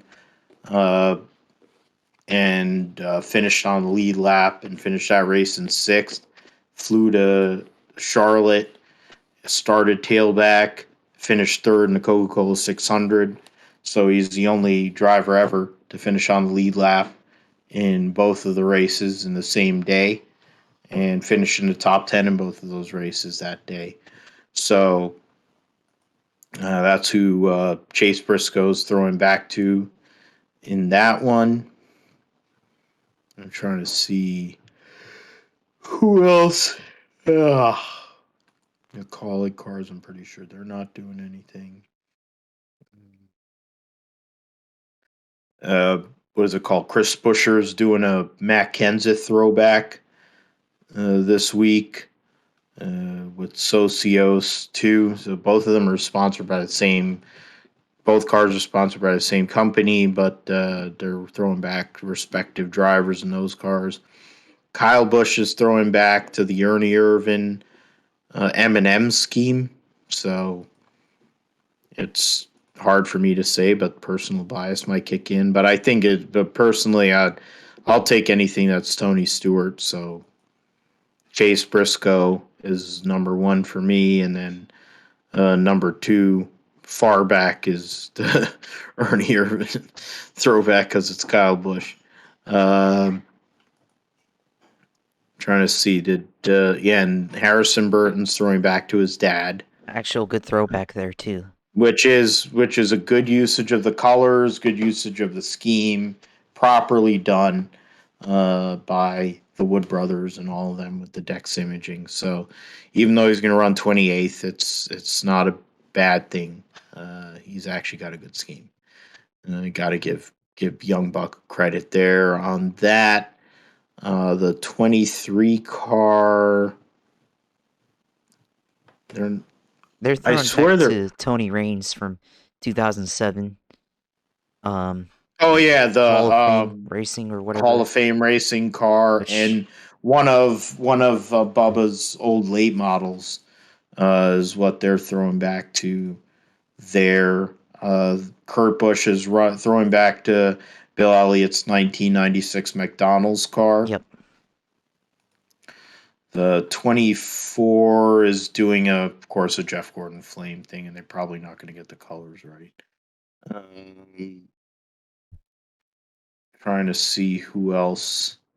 Yeah, they don't have one. Alex Bowman's doing the throwback to Mark Martin's Valvoline car. An ally gracefully allowed them to run the Valvoline colors with the the ally partnership. So it's a great collaborative effort there. Between all the partners involved, allowed to do that. It's actually a pretty good throwback there. I have to say. So definitely one of the better ones. Yeah, and that's Alex Bowman. He does care about history, so it's a good one. And Mark Martin gets multiple throwbacks during this weekend, which is cool. Cole Custer throwing back to Jason Leffler, and the first driver to win with Haas CNC sponsorship. so that's cool. Yeah. Good to throw back to the late NASCAR and USAC champion in Jason Leffler there. It sounds like there's going to be throwbacks from Petty GMS, but we don't know what they're going to do. The 47, we haven't heard anything from there. You'd think they'd probably run something or do something. Kyle Larson in the HendrickCars.com throwing back to Tim Richmond. Yeah, I That's mentioned that yeah. earlier. So that one's a good one. They haven't. They did the All Star Racing car years ago, but now they're doing it to the Xfinity side. They have a lot more leeway because, of course, he doesn't really have a sponsor. So my personal bias kicks in with the 14, and um, I'll have a soft spot for anything Ernie Irvin, even though Kyle Busch is driving it. His last year that he's going to have M&M Mars on the car. So those are my picks. You can, and you went first with the Xfinity, or I went first. I think I said what I liked for the Xfinity. So, Yeah, for the so picks or for the paint scheme, I think picks. yeah, I did. So um, for this weekend's race at Darlington Raceway, it's going to be tough for sure. I'm gonna go. I'm gonna go crazy here. It'll work as a dark horse and it'll be a win pick. I'm gonna pick Kevin Harvick. He hadn't won in a long time anyway. Josh mentioned it. It's one of his best racetracks. And it's a track with this car, the way things are, all these different winners. Why not another winner? Kevin Harvick ain't going to retire anytime soon. Eric Almirola is. I think it sounds like Martin Truex might because of Ty Gibbs. If Kyle Busch could go and get a charter, I think he'd go out on his own and he'd or get a couple charters and he'd go and get him and his brother and they'd run together. But I think Kevin Harvick goes and pulls one out this weekend. Had a race that a couple of years ago after the returning from the pandemic, they won that race. They dominated. Ford needs to do something. They won two of the first, 4 races of the year with two of the young guns in Hendrick and Briscoe. But since then, they've gone silent. Blaney has had some consistency, but they haven't been able to finish the deal in races. Blaney, of course, is where is he? Ryan Blaney's second in points. Yeah, Ryan Blaney's second in points. He hasn't had the finish the finishes and the final results that he's wanted. So other than that, he's the only Ford in the top 10 in points. You have Almirola, Harvick, Briscoe, all the teammates, 11th through 13th. There's only 4 Fords up there. It's a spot for Darlington. It's a race where tires and everything. It's a spot for Ford to finally show up. I picked Kevin Harvick. Dark horse selection based on this weekend's list of drivers and teams. Dark horse selection to go out there and do something big. I'll go and say Daniel Suarez. He's running a Coca-Cola car, so that'll be pretty cool. Maybe he'll throw Coca-Cola paint scheme, throw back to Bobby Allison, which would be good. It would be interesting that he would go and win at Darlington for his first career win. He's been up there. He's been contending. Trackhouse has been one of the best teams this season. Wouldn't be shocking if Daniel Suarez goes and gets a win there with Travis Mack at the helm. What are you looking at, Josh, for your choices, not only on schemes but on picks, and then you can go and lead into your sim segment. Yeah, of course. I think for me, my favorite schemes are Kyle Larson's scheme, Tim Richmond. Are big. I mean, I'm not a big Tim Richmond fan, but I liked his style and like Kyle Larson's driving style. So that's a good one there. Um, uh, Alex Bowman, like I mentioned earlier, it's a good throwback and a good effort by all the partners involved. Um, the Kyle Busch throwback as well. That's a good one there. I definitely like Kurt Busch's throwback to Bill Elliott. So that's a good throwback there as well. And then I think, for the race pick, I'm going to go with Kyle Larson again this week. Ran second last year, was really close, to passing Martin Truex in the final 20 laps of that race and didn't come out with the win. So I think, he's definitely got a chance. And, definitely with the way Hendrick's running, he's got a good chance of winning this race. As for me, for Dark Horse, he's really tough to pick, but, I'm going to go with Ricky Stenhouse. Here as a dark horse.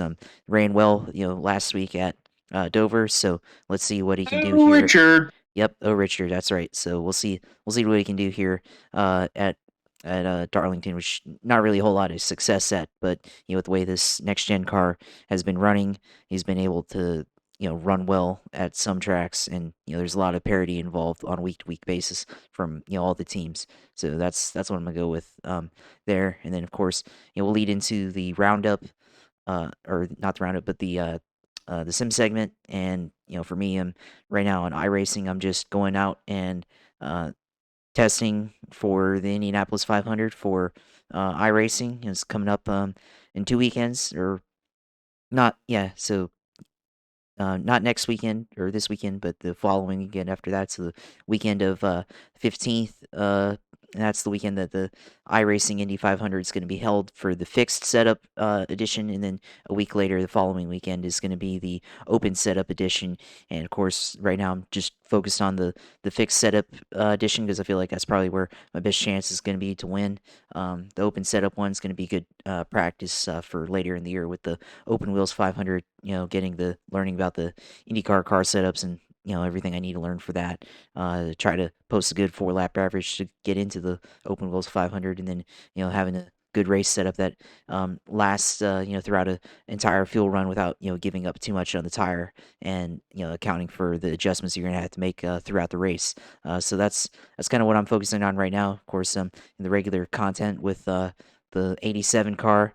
Um, Definitely try to get onto that, and maybe the Xfinity series at Darlington, or possibly the Cup car at Darlington, and then also wherever the Indy cars are for the fixed or the open series, just to get more reps in the car, along with the private testing at the virtual Indianapolis Motor Speedway. So that's so got up on the agenda, I think, this week for sim racing.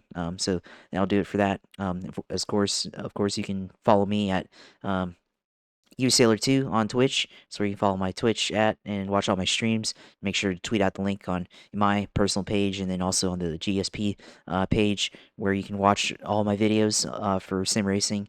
Go on there and watch and comment and subscribe to the channel, I guess, and see what kind of racing I do, and watch as I try to run the high line in the IndyCar, or try to go 4 wide in the 87 car at Talladega or wherever. So that's what I'm all about in the iRacing. So you can follow me, and then of course follow me on Twitter at JP Huffline. That's where I got all my racing takes, and of course all the insights from the Jacksonville Jaguars 2022 NFL Draft, and other topics that I'm interested in. You look at that and see what all the things that I'm currently interested right now. Look at that and follow me, and we can have a good discourse, good conversation on Twitter there. So that's where you can follow me, and then of course leading into the GSP. Of course, we've been on YouTube now for the last almost 2 months now that we've been on YouTube, a month and a half, I think now, and we're trying to grow the channel, and definitely follow us there. Subscribe to the channel Grip Strip Podcast, and like, comment, and subscribe on our videos, and of course share the videos on Twitter or wherever else you decide to share on. So that'll do it for my part of the credits there, and let you, Philip, go ahead and finish out the close for me. Absolutely. You got to follow Josh on the sim side between the Indy 500 and then the 87 cars. He's got it locked down. Solid, strong driver and patient driver. A lot like Mark Martin. Kind of goes and does his thing and comes through when it counts. That's what Josh's game is. Very analytical and makes sense because he's a sharp guy. Part of the reason why he's a co-host and one of my good friends, because he has to pick up for me because I'm a drunk. With that, I'm at Philip G. Matthew on Twitter. Our show is at Grip Strip Pod on Twitter.